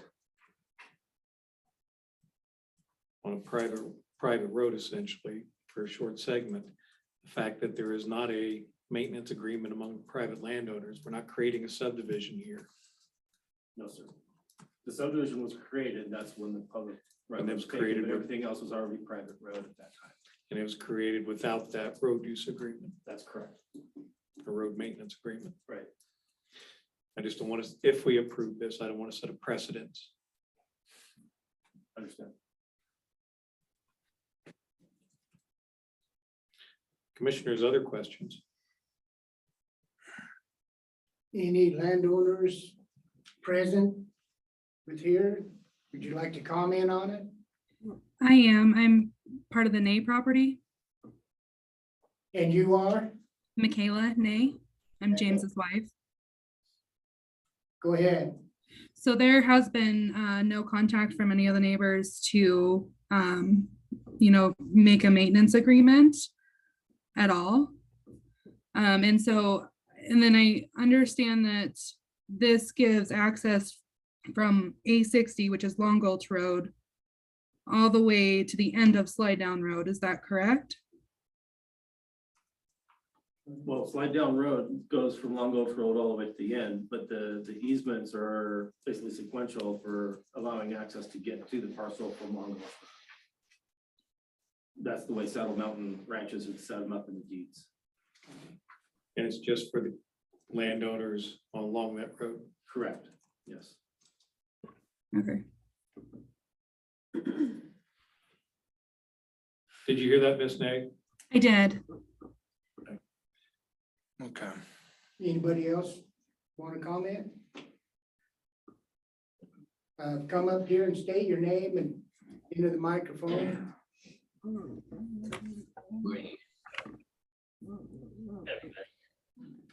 I couldn't really hear what you were saying.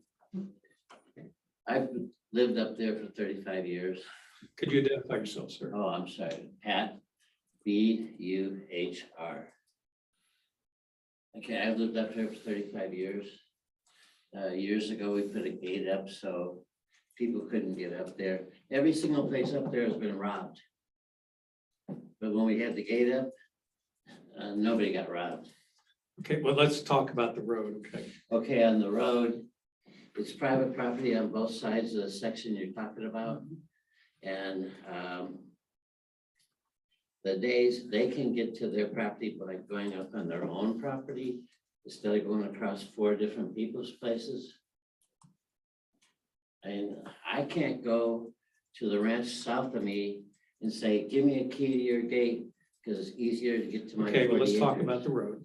Pardon me? Let's talk about the road. First of all, if you make it a public road, are you gonna take care of it? Because I can't get to my house now. I have to go four-wheeler to get home. Well, we're not making it a public road. Well, it's technically, it's already public right of way. The other aspect that Carl brought up, and you can see it quite clearly in the plat. There is a section of private property between that easement and that property boundary to the north of lot 1. So if the neighbor to the north was using that road to access that property, they were technically trespassing anyways. So I personally, I don't have any problem with this, with turning this back over. And my biggest concern is just not having a maintenance agreement, at least between these 3 property owners, for this stretch road. That's my only holdup in this whole process right here. So. Other comments? I maintain it with four-wheeler. I just spent $2,000 to have a guy remove the snow, and he couldn't even get to my place. And that's your property you're trying to make. No, it's our Delta. easement. It's not our. Pardon me? It's our. It is ours. It's right away. It's a right of way. It's not. Yes. I just spent $2,000 and the guy couldn't even get to my house. And I don't see how you can make that road a Delta County road, but there's private property on this side, private property. They gotta be trespassing to get to that. They gotta be, it's ridiculous. Sorry about that. It's something we inherited. Pardon me? This is something the county inherited. What you hear a lot. No, we inherited this problem. Oh. So try and come up with a reasonable solution. Thank you for your comments, sir. Thank you. Do you have some other comments? Mr. Bishop. Yep, yes, my name is Robert Bishop. My property up there is actually at the very end of Slide Down Road. And as far as road maintenance, like Mr. Beer said, we have always maintained the road ourselves. And it's never been a problem. Okay. It's always been a kind of a cooperative effort. It is pretty much a 4-wheel drive road. We do maintain it and normally don't have any, much problem with it. This year has just been a lot of snow. But as far as maintenance to the road, we've always maintained it, all the property owners have, to our satisfaction.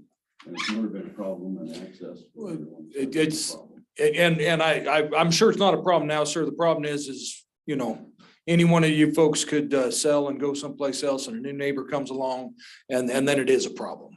So that's why, you know, we try to have these access agreements in place when we're doing these, just to try to resolve them ahead of time. So. Yes, and we all realize that the people here didn't have anything to do with this being done, and nobody even knew about it until just recently. So it's been quite a confusion, and we certainly appreciate Mr. Holm and the planning department and everyone trying to get it straightened out. Thank you. Thank you. Thank you. What resolution will this be?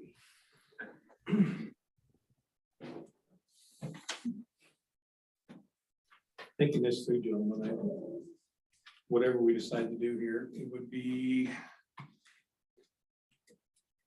if we do vacate or do not, I would ask that our landowners cooperatively and voluntarily get together and do a road maintenance agreement to take care of the very issue Don just identified. So that 10 years down the road, we can reduce some conflict up there on Slide Down. And even if it's just those bottom 4 properties, it's something. It's something. So what's the will of the board here? I move that we approve resolution number 2023-R-5. Resolution vacating a portion of Slide Down Road and quit claiming public right of way from Delta County to the Wall parcel and Little Two Ranch parcel, and authorize the chair to sign. It's actually all of us sign its resolution. Oh, okay. Authorize the chair to sign the plat. There you go. As amended. I'll second the motion. Any other discussion? I do have another question. Aye. Okay. So done. Okay. She had a question. Miss Nate, did you have a question? I couldn't hear you. Yes, I did. I'm sorry. So that road then becomes private the whole way, and it's for ingress and egress only and maintenance or utilities. Is that correct? That is correct. That's the purpose of the easement. Okay, so like people can't just park on my property, put dumpsters on my property along that road. Is that correct? It's a private road. Yeah. We don't have a say in it from the county's perspective. Okay, but I'm just saying, like, because the understanding is that people can just park there anywhere on that 60-foot easement, and that's not correct. Is that right? Not unless they're part of the rights for access from one of the other parcels, and it's just for access, not for storage. Correct. Okay.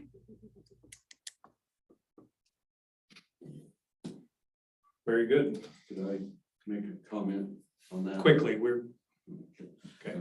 Robert Bishop again. And as far as the access goes, what it has always been, I've been there for 24 years. Patrick's been there for 35 years. And what has always been is that you're allowed to use the road for access to your property, but not past your property. And it's true that you can't technically, and this was all confirmed by Heritage Title Company when the land was purchased before. But you can't bring a camp trailer and park there on the road or anything. It's for egress and going in and coming out. It's not for stopping, of course, stop and visit or something like that, or stop and look at some deer or something. It's all good, and we've never had any problem, but that way. But is like Mr. Holmes said, as far as Mr. Ney is concerned, the road up above that does go past his upper part does not touch his property. So he would have to trespass in order to use that. And hopefully he can understand that and go along with it. Yeah, but as far as, access, we've never had any issues or problems or with maintenance or anything before. Okay. So, Thank you. thanks again. Thank you. Thank you. Next for planning is the board's consideration and discussion of an expired industrial solar facility moratorium. That actual moratorium expired yesterday, March 6th. Because we're not done with our land use code amendments, I do believe we need to extend this moratorium. Carl, do you have anything to add here? No, well, you adopted a resolution 22R026 that basically put a moratorium in place for 6 months or until the land use code included language. Land use code does not have that language at this point, and it has been 6 months. So if you wanted to continue it or extend it, I believe we would need a new resolution. Looking at Mr. Barrett, he's agreeing, yes. How many people have we had come in and ask about We it? still have 3 applications that were submitted prior to the moratorium, but there has not been any new applications or inquiries since then. However, COSA, part of the solar industry, has inquired as far as where we are with it. But I don't know of anybody waiting to apply. It'd be my recommendation to the commissioners that we go ahead and extend this for another 6 month or upon completion of adding renewable energy language to our land use code. Don? I'm not a big fan of moratoriums personally, so I don't know that I don't necessarily know that I'm going to agree with that. If we had a lot of people beating the door down or vice versa, I just I don't know that other moratoriums warranted personally. I understand your position. What I don't want to do is have another big industrial project come in where we don't have the standards in place that one protects irrigated ag land and neighboring properties. But it was so much fun. It was terrible amount of fun. Terrible being the operative word. And I'm I once again the philosophical disagreement, of private property rights. So I don't know that I'm going to agree with you on that aspect either, as far as protecting the ag land or the irrigated land. There's once again just a philosophical disagreement. I don't know that I'd be in favor of moratorium. If we wanted to draft a resolution for discussion amongst the board for approval, I have the opportunity to vote no. So, okay. Mike, hearing all that, where you at? Well, I don't see a problem with the moratorium.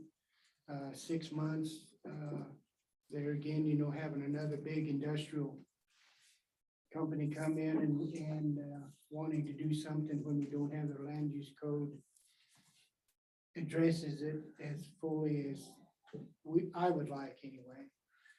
So, and this will be a resolution, is that right? So there's no resolution. I don't believe there's a resolution packet. That's really not in front of you right now. So if the board is effectively just directing staff to create a resolution, I think the next, for a moratorium, I think the next question would be, how quick do you want to bring it back? Do you want to have a special meeting the next few days or something? Or is this okay to put on to the 21st? we can take care of it that first week in April.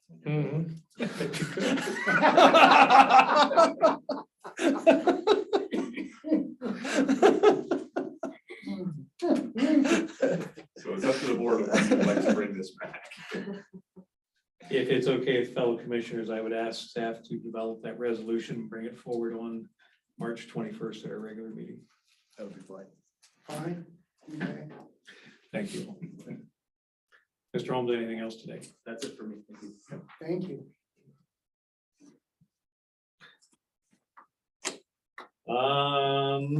Our next event, next item is at 11 o'clock with the West Region Wildfire We have Council. a county attorney. Oh, I'm sorry, did I miss? 10:30 county attorney. He's easy to miss. Right here. Sorry, buddy. Okay. Are we ready? Go. All right, thank you. So I have three items for the board's consideration this morning. Two of them being airport lease matters. We'll start with board's consideration of assignment of lease at Lakefield Airport. This is for hangar number 106. This is between Major Development LLC and Bowie, Shea, Bowie.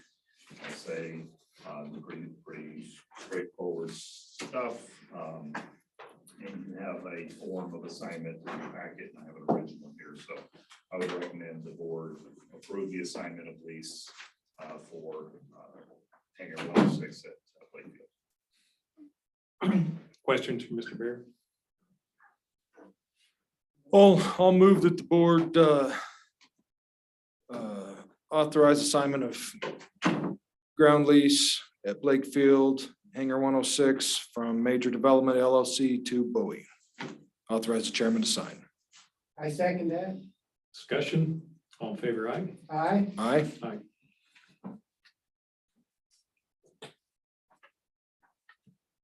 I'll bring it back to you. Okay, and yeah, Terry just needs to attest that. So.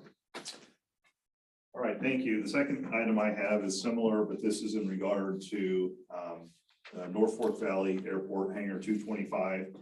This is a little different in that Mr. Troy Ellerman, who is the owner, he has passed away, and I've been working with his son, John Edelman, who is the personal representative of the state, and the hangar is being transferred to John Edelman as well. You have that in front of you as well. I think we've, yeah, so I'm gonna recommend you, the board consent to the assignment on this as well. Questions for Mr. Bear on the hangar 225 at North Fork? Questions? All in favor? We need to make a Oh, motion make a first. motion. We're ready to get off. I am. Well, I move that we approve the assignment of lease from North Fork Valley Airport hangar 225, the state of Troy Edelman to John Edelman. Second. Discussion, all in favor? Aye. Aye. Aye.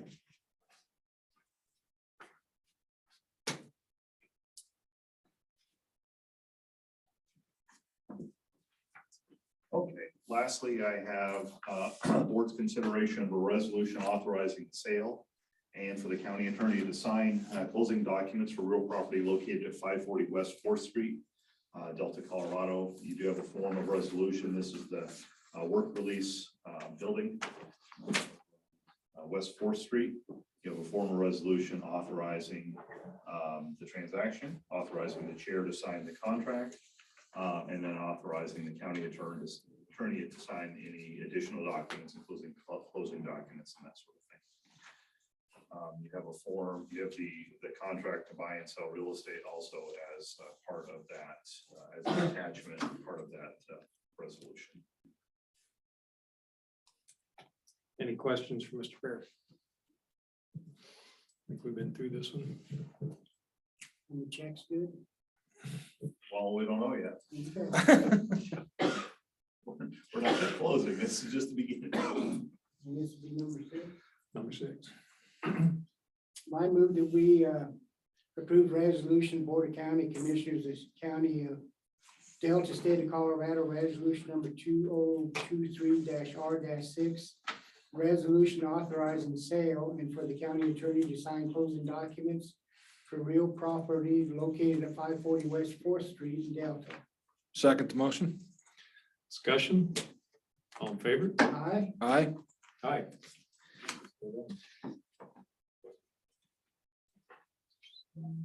This is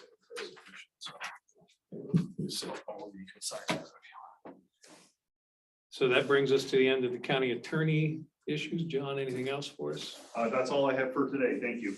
Okay. Our Our next action will be at 11 o'clock with Western Council Wildfire. Before we close here, I'll go ahead and read the jail reports. Jail report, Delta County Detention Facility. This is the average daily inmate population, February 20 through February 27, 2023. Male inmates, 39, female inmates, 6. County Jail, male inmates DOC 9, female inmates DOC 1, for a total of 55, average population 65.43. Delta County Detention Facility report for Sunday, March 5. Male inmates County Jail 40, female inmates County Jail 10.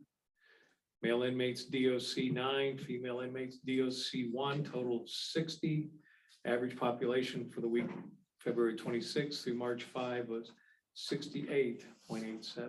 Wow. Having done that, we will stand adjourned until 11. Yeah, with council. Jamie Gomez is at home, or is he online? He's gonna be joining via Zoom. He's feeling a little under the weather. Very good. Well, welcome. I'm glad you're here. Thanks. Yeah. Please introduce yourself so everybody knows. Sure, my name is Lee Robertson, and I just started with West Region in August. I'm their new partnership and collaboration director. Well, welcome aboard. Thanks. Good to be here. Do you know everybody in the room? I don't. Go ahead, Mark. I'm Mark Taylor, Delta County Sheriff. Nice to meet you. Lee and I've known each other for years. Okay. Don Supus. I don't. Wendell Coons. Mike Lane. Terry Stevenson, Lindsay. All right, So great. we're going to turn the floor over to you. Okay, sounds good. And what I was gonna do is a little PowerPoint. Please feel free to ask questions at any time. Jamie can chime in because, you know, since I'm kind of new to West Region, you might have some questions I don't have the answers to. And then after the PowerPoint, we'd like to talk about the potential for possible grant that we recently found out. It's pretty new. It's due in April, so we can discuss it here. So, all right, I'll go ahead and get started. So I'd just like to start with a little overview, background about who West Region Wildfire Council is, what we do, the services we provide, the benefit of our work, what we've done and what we are doing or plan to do in Delta County, and then that potential funding opportunity and anything else you would like to discuss. And so as I mentioned, I'm pretty new with West Region Wildfire Council. Some people like Robbie knows me from when I was the coordinator of the San Miguel Gunnison Sage-Grouse Working Group. And then I also worked for Uncompahgre Partnership. I was helping with the collaborative forest landscape restoration meetings and field trips on the Uncompahgre Plateau. So I did have a little bit of a fire background, but I'm learning more about the home hardening aspect in my new position. And here's the rest of the staff. On the left is Lilia. She's the Director of Finance, Grants, and Human Resources. We just lost Rob, our IT guy, to a better paying job. So we're going to be having a new IT GIS position open. Then we've got Courtney, our forester, Jamie Gomez, he's our Executive Director, Aaron Johnson, our mitigation specialist. And since Courtney's going to be leaving us in April to pursue a different opportunity, we just hired 2 new foresters. On the top right is Josh Hansen, and he used to work at the Montrose Mill. And below is Brad Eckert, and he used to work for the U.S. Forest Service. So we're really excited to have those 2 very qualified guys on the team. And where we work is the 6-county region. EMS call it West Region. It's also known as Region 10. And all those little dots on the map are places we've helped landowners. It's the rapid risk assessment, maybe a site visit, or a treatment, a defensible space treatment. And we'll zoom in a little bit later on Montrose County. And our mission is increasing resilience to wildfire in Delta, Gunnison, Hinsdale, Montrose, Uray, and San Miguel counties. And when you're talking about mission, you got to have the Blues Brothers, you know. Okay, and then we work with a lot of different counties like you folks, Forest Service, BLM, Colorado State Forest Service, National Forest Foundation, Colorado Land Trust, many different organizations, fire protection districts, because it's a big issue and wildfires don't pay any attention to boundaries. So you have to work together. And you can probably guess why we do what we do. You know, we've had some big fires around here. That one's the Cow Creek Fire in the top right in Ridgeway area, burned about 859 acres. And I don't know about you, but after the Marshall Fire, I realized, boy, no one's safe anymore. You know, I live right in town in Ridgeway, and I used to think I was pretty safe because there's no forest right there, but now I know that's not true anymore. So I'm doing everything I can to be prepared personally, and we're helping other people prepare as well. And then we work on several different levels. We work on a landscape or watershed level with those partners to create landscape scale projects to try to reduce the risk to wildfire. We also work on the community level. We give presentations to HOAs. We work with different communities to see if we can reduce their wildfire risk. And then we also work on the parcel scale, working one-on-one with homeowners and landowners to educate them on how they can reduce their wildfire risk. And we'll get into a little more of that program in a bit.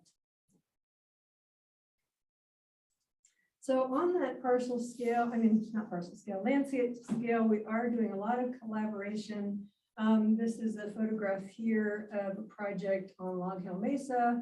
And we had people from, Colorado State Forest Service, Parks and Wildlife, Colorado West Land Trust, since this was a large acreage that had a conservation easement on it, folks from fire protection districts, our staff, all working together to figure out what is the best approach for this land.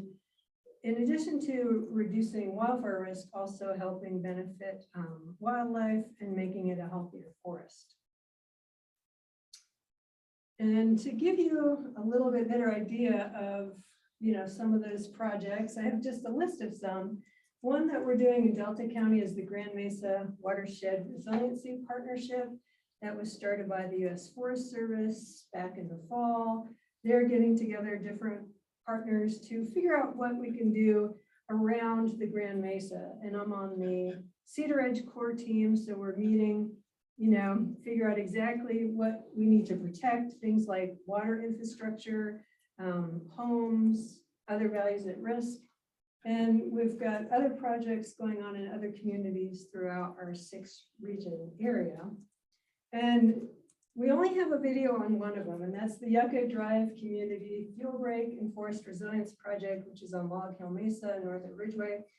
And it's a great video. Colorado West Land Trust is the one who paid for this video, so I'd love to show it to you.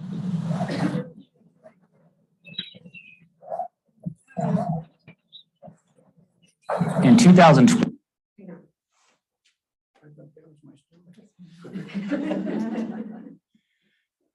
I hope you get it to work.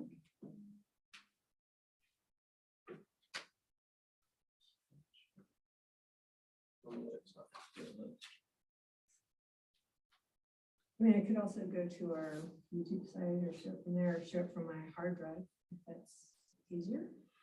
Better.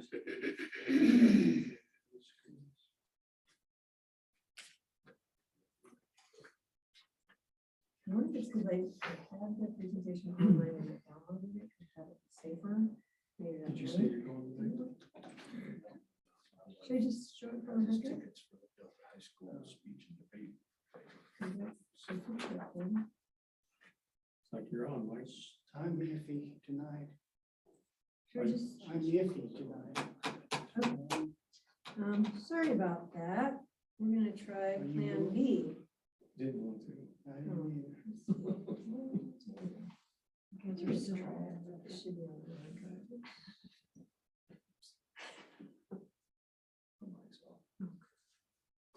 I know.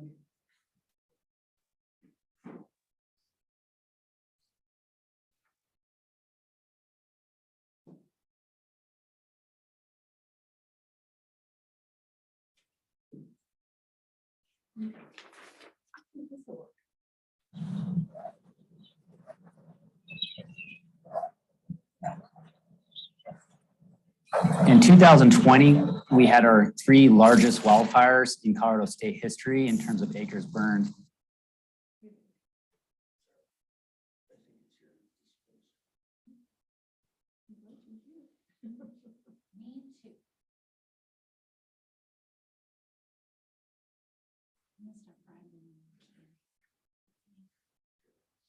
It's gonna be 3 years.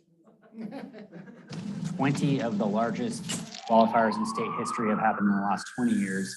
Drought and climate change are contributing toward significant issues with forest health. We're seeing a shift towards larger, uncharacteristic, high-intensity wildfires, which is really changing the landscape in terms of how we deal with this issue. 60% of Colorado is privately owned. Private landowners make up a key part of how Colorado is going to look in the future and to deal with mega fires and to deal with changes on the landscape. Private homeowners are really that key piece. We have a real big challenge ahead of us.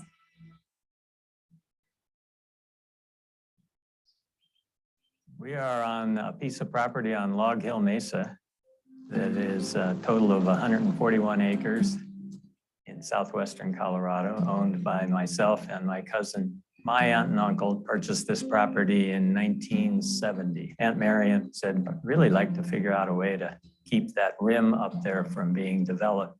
Marion and Rip decided to donate the development rights to a land trust. The Montgomery family put a conservation easement on the property because it was so special to them. When a landowner does a conservation easement, it's an agreement by the landowner to give up the right to develop and subdivide their property. And the reason they do that is to preserve the property to hand off to future generations, knowing that this property is always going to stay this beautiful habitat area that it is. So when they decided that they wanted to do a little bit more forest health, we started working with the West Region Wildfire Council. Myself, as well as a forester with the Colorado State Forest Service, originally met out on this property with the landowner to talk about opportunities for doing some more active forest management and stewardship work. Every single species of tree that we have in this area has some kind of pest that is affecting it, the pinyon ips beetle and bark beetle infestations, which are killing our trees. Drought and other factors are contributing toward significant issues with forest health. Also, just a lack of fire on the landscape has resulted in really decades of overgrowth.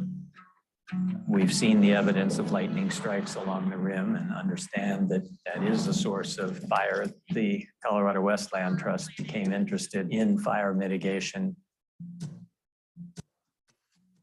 We started chatting with them about treatments that we could do on the parcel that would really change fire behavior on the landscape and where the property is situated in amongst a community that is very heavily inhabited with a lot of folks. Essentially the entire Log Hill Mesa, which has over 650 homes within it. This particular property is located in such a location that if a fire were to ignite here, it could act as a fuel break for the community. The intention here in terms of our prescription for treatment was to reduce the risk for crown fire spread. They have this ingrowth of pinyon and juniper trees, and the fire behavior in a pinyon and juniper forest type is actually a stand replacing fire, meaning that if the canopy and the crowns of those trees start burning in a wildfire, it effectively will move across the landscape from crown to crown. Represents the most high risk and high intensity type of wildfire. Before this treatment happened in here, pretty much this size tree was just packed through this entire area. You really couldn't even see the mountains off the edge of the escarpment from here. So we wanted to give some really good spacing between that pinyon and juniper, as well as back that pinyon and juniper away from the canopy of the overstory ponderosa pine. We also did work with the Colorado State Forest Service to develop a native seed mix, did put grasses and forbs back onto the property that will continue to just stay low height in the understory. So if and when a wildfire does move through this location, it's going to stay as a low intensity ground fire and not move up into the canopy of these trees. We have a lot of monocultures on the landscape, so large places where there's only ponderosa pine growing or there's only lodgepole pine growing. And having that lack of diversity can really make an insect get a stronghold in a particular location and just do a sweep through. Trying to foster a diversity on the landscape is really what's going to help counteract that.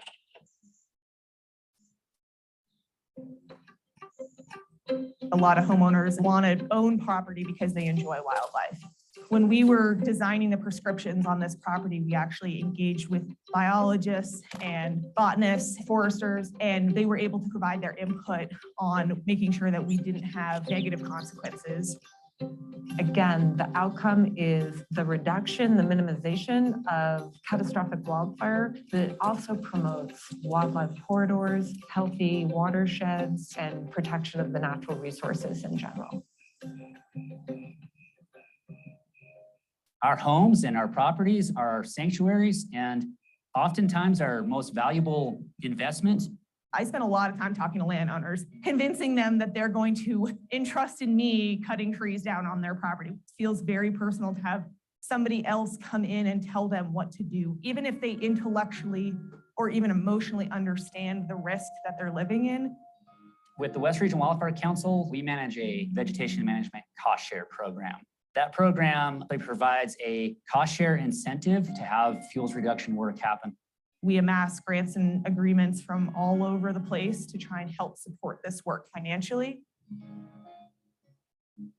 Federal and state agencies are working hard to do fire mitigation on public lands. Wildfire does not know the jurisdictional boundaries. The land that we're standing on was beautiful. You just feel the sense of peace up here. We're not the first ones to occupy this land. We are blessed to have the legacy of this land handed down to us, and we feel a serious responsibility to pass that on.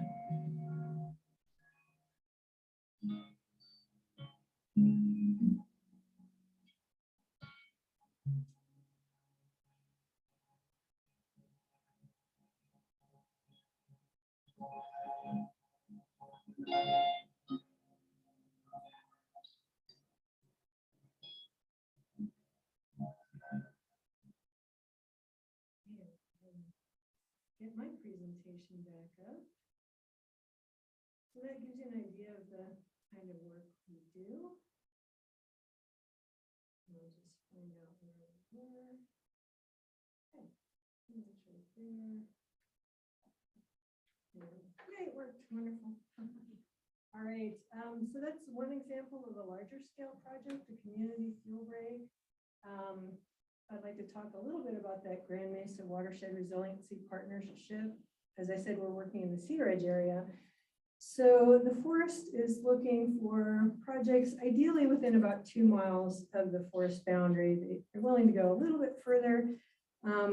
So West Region decided to take a look at what we could do, and what we're committed to for this year, 2023, is do rapid wildfire risk assessments for all the structures in that 2-mile area. It's about 588 structures. So, you know, we've got our mitigation specialist, Aaron, who's trained to do those assessments, and I'll explain a little bit more about them in a minute. But we'd also love to have help. So, you know, if, you know, you guys can help in any way, or Fire Protection District, there's a couple ways we can use help. One is just someone driving, like someone drives the vehicle while Aaron is doing the assessments, because the rapid assessments are just a quick curbside assessment. Just takes about a minute, and he can just look at the house and the area and make an assessment of it. Another thing is we're going to do a mailing to people to let them know we're going to do this wildfire risk assessment, so they won't be too concerned if they see a fire vehicle coming up to their home. And if you want to put your logo on there and tell them you're supporting this project, that's another option. And then a third option is if anyone wants to get trained to do the wildfire risk assessment, it's about a 3-hour training, and Aaron would be happy to do that, and people can help us that way. So I'll go a little bit further with this. So these are the things we look at with the rapid wildfire risk assessment. Is there a posted reflective address? Are there at least 2+ roads in and out of the area? Is the driveway wide enough for a fire truck to get in and out? Do they have any kind of defensible space? Do they have a wildfire resistant roof? How far is it from dangerous topography, like a very steep slope? Location of other combustibles? Do they have their firewood right on their deck next to the house? Is the decking and fencing flammable or not? Slope, background fuel, like what the surrounding forest is like, and what the exterior of the building is made of. So it just takes about a minute to look at that real quick. And I wanted to share with you a map of the number of rapid wildfire risk assessments we've done to date in Delta County. We've done over 1,800 of those, and we've also done over 100 site visits, which are a more detailed hour-long visit with the homeowner to go into details on their wildfire risk and what they can do. And I've got a little zoom in from that map here. So, you know, a green home is one that was low wildfire risk on that risk assessment. Yellow is medium, red is high risk. The pink houses are the site visits, so those hour-long visits. And then you can see a couple defensible space projects we did also. So we've been doing that all throughout Delta County since about 2011. And I'd like to go into just a little more detail on what a site visit is like. So one of our staff goes out to the property and talks with the homeowner. Like here, Courtney might be pointing out, you know, the wood deck poses some risk to the house. Ways you can reduce risk is you might want to put some 1/8 inch mesh, you know, between the deck and the ground so embers can't get under that deck and cause it to catch on fire. And then there's different zones we look at from that house to 5 feet out. It's best if there's nothing flammable in that zone. You know, you either have some gravel or cement or another hard surface like rock. You have your flammable plants outside that area. And then you have the intermediate zone about 5 to 30 feet. And you can definitely have vegetation in there, but you want some spacing between the trees so you can't get like crown fire spread like they showed in the video. And that 30 to 100 foot, you can have clumps of trees, but again, you want some spacing between trees, you know, trim the bottom of the tree branches so you don't have ladder fuels so the fire can't, or it's harder for the fire to get up into the crown of the trees. And, you know, after that 1 hour visit, our mitigation specialist will send the homeowner a very detailed report. You can see this one was 25 pages long, and it talks about all different areas. And if they were in the green, like they're good in that area, in the yellow, could use some work, or red really needs some work. And then it has the suggested mitigation actions. And one thing we're going to be working on this year is trying to get a certification program that insurance companies will recognize, because we know in some areas people cannot get insurance anymore, homeowners insurance, if they're in a very high risk area. So, you know, some other places like Boulder has done this, and they've got several insurance companies that recognize their program. So we're going to work on that. So people either will be able to get insurance, or their insurance hopefully won't be so high that they can't afford it. So Lee, is there anything a county has to do so that the insurance company recognizes that? That's a good question. Jamie, are you on? Do you know that one? Hi, everybody. Can folks hear me all right? We can see you talking, but we can't hear you, Jamie. Can't hear me. 1 second. We can hear you on Zoom. You can hear me on Zoom. Can you guys hear me in the room now? No? Well, meantime, I don't know. I know Boulder County was involved with that program, but I don't know if the county has to be or not. I think it could be the kind of thing where, you know, if we say there's certain actions the landowner takes and they take them and we go out to their property and make sure they do those actions, we can certify that it meets, you know, this standard. And then, you know, as I said, we'd be working with insurance companies that they would recognize those standards. But we will certainly let you know if you need to be involved, and we'll just keep you in the loop on this. Can you guys hear me now or no? We still can't hear you, Jamie. We're looking at it. That's all right, we I'll can- keep going until he comes on. So then I was gonna go into our vegetation management cost share program. They talked about that in the video a little bit. We all start by a site visit first, to meet with the landowner, because some properties qualify for a program, some don't. If you just have 3 trees that need to come down, it's a little too small for our program. You need to have a few more trees that would have to come down. And if you qualify, you first of all, fill out a form, and we see if you do qualify for the program. If you do, our forester will come out and work with the landowner or the community, come up with a scope of work, either mark trees or come up with a prescription, like, remove 20% of the trees of a certain type. And then if they are awarded that, if they're allowed to be part of our cost share program, the homeowner chooses a contractor. What we'll do is we'll do contractor showcases where all the contractors will come out and we'll show them a bunch of sites. And then the contractors will submit bids to the homeowners. Homeowner chooses the contractor. The work begins. The homeowner pays for that work, but then they submit a form to us and we reimburse them. It's usually for about 25% of the cost of the project. Occasionally in certain very high risk areas, and if we have enough grant funds, we'll pay for 100% of the cost of that. And then the homeowner or the HOA maintains the project.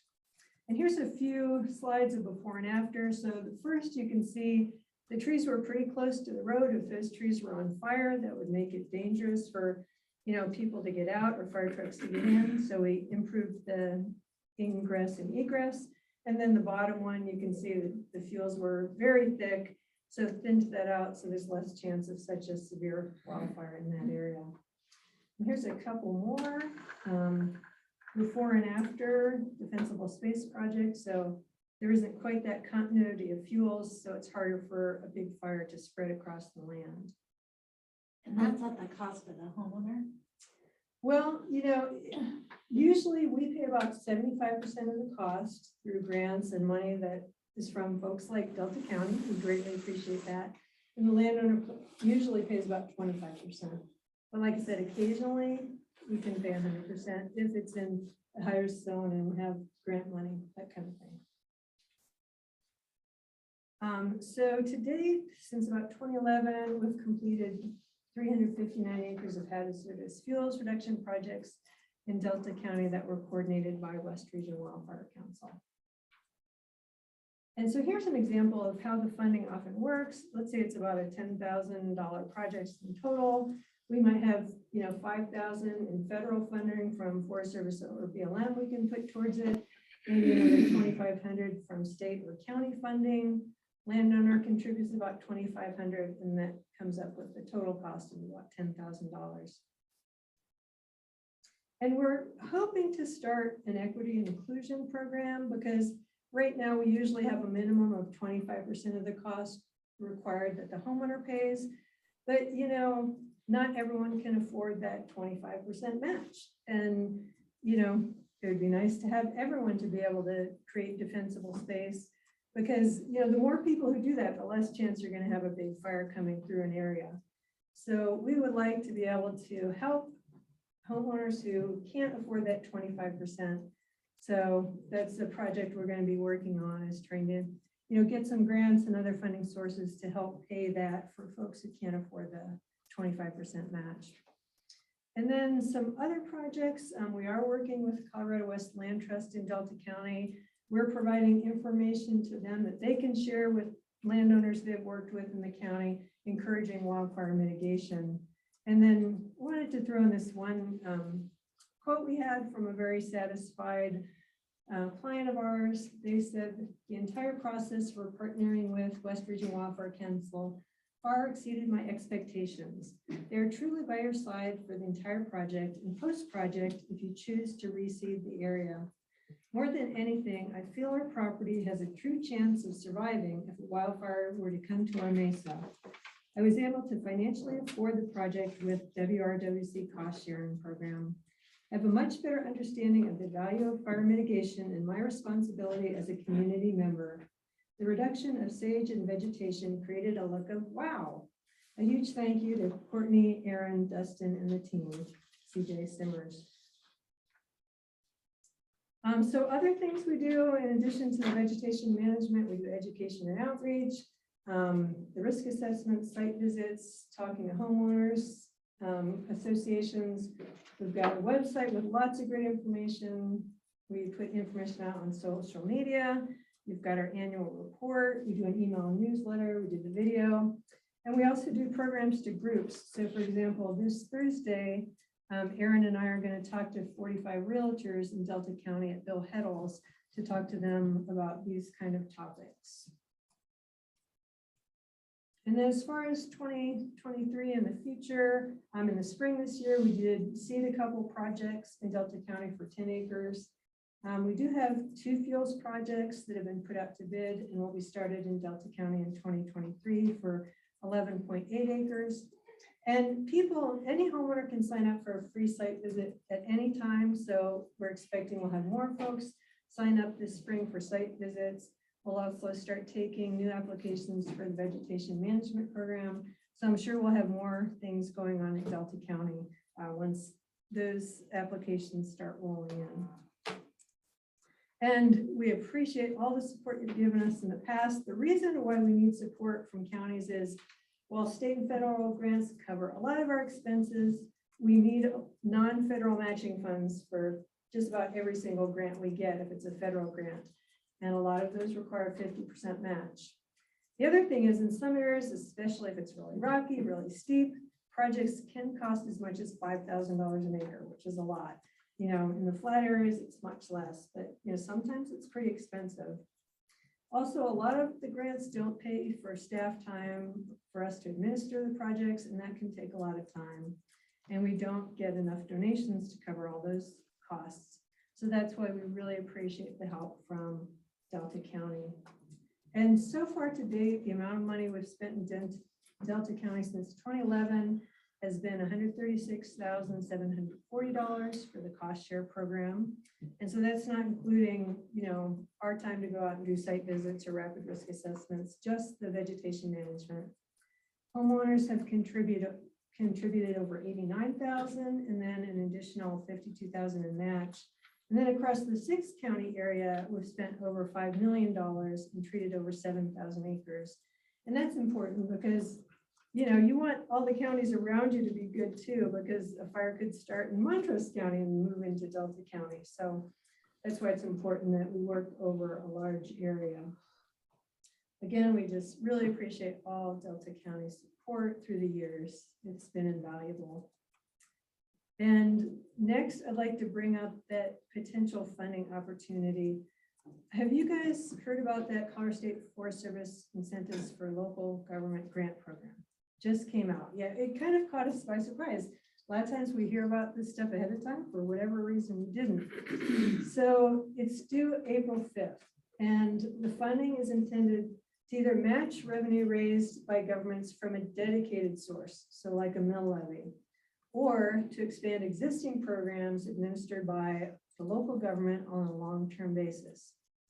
And the good news is you can have a fiscal agent. So if you guys wanted to apply, but you don't have a lot of staff time to put into this, what West Region has sometimes done is, you know, we can write a grant. We did this in the fall for Uray County and Gunnison County, hopefully to pay for them getting new community wildfire protection plans. So if you were interested, we might get, if you wanted us to, and it works for us, works on both sides, you know, we could probably write the grant, you submit it, and if you'd like, we could be the fiscal agent, or you guys could handle the money.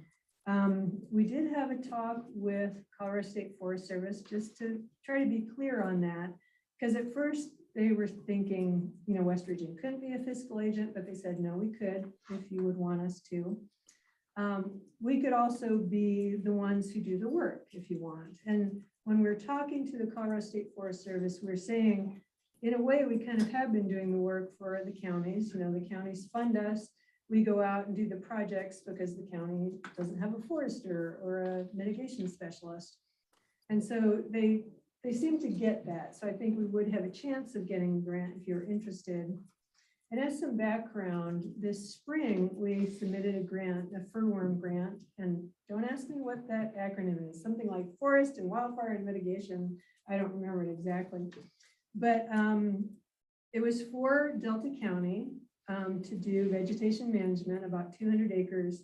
Unfortunately, we did not get that grant. We got a grant for a different county. I think it was just a very competitive process, and they probably couldn't afford to give us all the grants. But so we could take a lot of the work we put into that grant and say, okay, we're going to apply to this program, or you would apply to this program that would help to do vegetation management in Delta County. There's also the ability to do education and outreach, you know, because we would like to do education and outreach for sure to those homeowners in the Cedar Ridge area. You know, we might be able to go further if we had more money. It can also provide some funding for capacity. I know we could use capacity. We need to hire a GIS person. We could use another admin person. But anyway, if it's something you might be interested in, we would love to hear from you folks. I'd be glad to send you the details on that grant. You can also find it online on the Colorado State Forest Service website. But I did print out just some basic details, and I'd love to just see what you think on that, or see if you have any questions on the presentation in general. So just real quick clarification, because the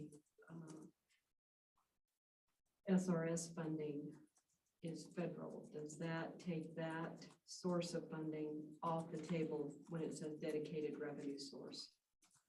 Can folks hear me now? I know that I was think unmuted. So it sounded like they were thinking more like mill levy kind of thing, but it's a question you probably want to ask the Colorado State Forest Service. Can folks hear me? No? No? Not He's sure. saying no. Okay, Jamie's saying no. Yeah. No, I'm asking Oh, if it folks takes can it hear off. me. Well, Jamie, if you could call in instead of using your computer mic, we might be able to hear you. Okay. All right. Yeah, they One just other need to like thing, turn their speaker up or something. That Colorado State Forest Service did mention is, you know, since the county has to apply, even if we're the fiscal agent, the county would have to provide the match. And I think we would qualify for, it's normally 50% match. I think Delta County would qualify for 25%, because on the Colorado State Forest Atlas, there are some areas in Delta County that are considered, you know, like underserved or low income. And if we made the whole county the project area, then it would be 25% match instead of 50% match. But, you know, one thing that is possible, you know, maybe some of the money you've given us or plan to give us could count towards that match. So the Colorado State Forest Service said that's a possibility. So we probably need to talk to them some more, but first I wanted to just see if you folks might have any interest, you know, if so, we can give you more information. We can meet separately, you know, and talk in more detail about this. I think it's worth exploring. Okay, great. Especially when I think about what Doug Fritz has done on the Redlands Mesa with the mapping in coordination with Kerry. That might be a real potential for match. All right. Yeah. That sounds good. Well, definitely, should I send that information about the grant to you, Robbie, and you can share that with everybody? Wonderful. And let's see, I have a couple more slides. Do you have anything you want to share with us? Go ahead. Okay. Had to put a pretty slide in here from John Fielder, just to let us use some of his slides. And here's our contact information. On the annual report you should all have, and on the bottom of the information about Delta County, our phone number's on there. And let me just get out of here for a minute. Yeah, so did you want to talk at all any more about the grant now, or just have that be a separate thing? Do that offline. Yeah. Okay, that sounds good. So any other questions, or if Jamie's on, I don't know if he has anything he wants to add. They can't get audio for some reason. Oh, that's too bad. So maybe you guys could follow up on those questions in an email. Yeah. We have those few questions. That sounds good. Sorry, Jamie, no, we can't. He's trying to call in, but I don't. Lee, thank you. Very Yes. informative. Thank you very You're much. welcome. Yeah, thanks for Appreciate letting the us work you're come and doing talk. with GMUG. What's that? Appreciate the work you're doing with GMUG. Yeah, it was really fascinating. I really enjoyed that work that we did up there, and we might have a chance to work some on the south end of the Uncompahgre Plateau. Megan Eno's starting a project on the south end, so we're checking with her if she needs our help on that, so. Yeah. All right, thanks. Thank you very much. Thank you. Thanks. Any other business before the commissioners? We have none. We will stand adjourned. Yeah, I was.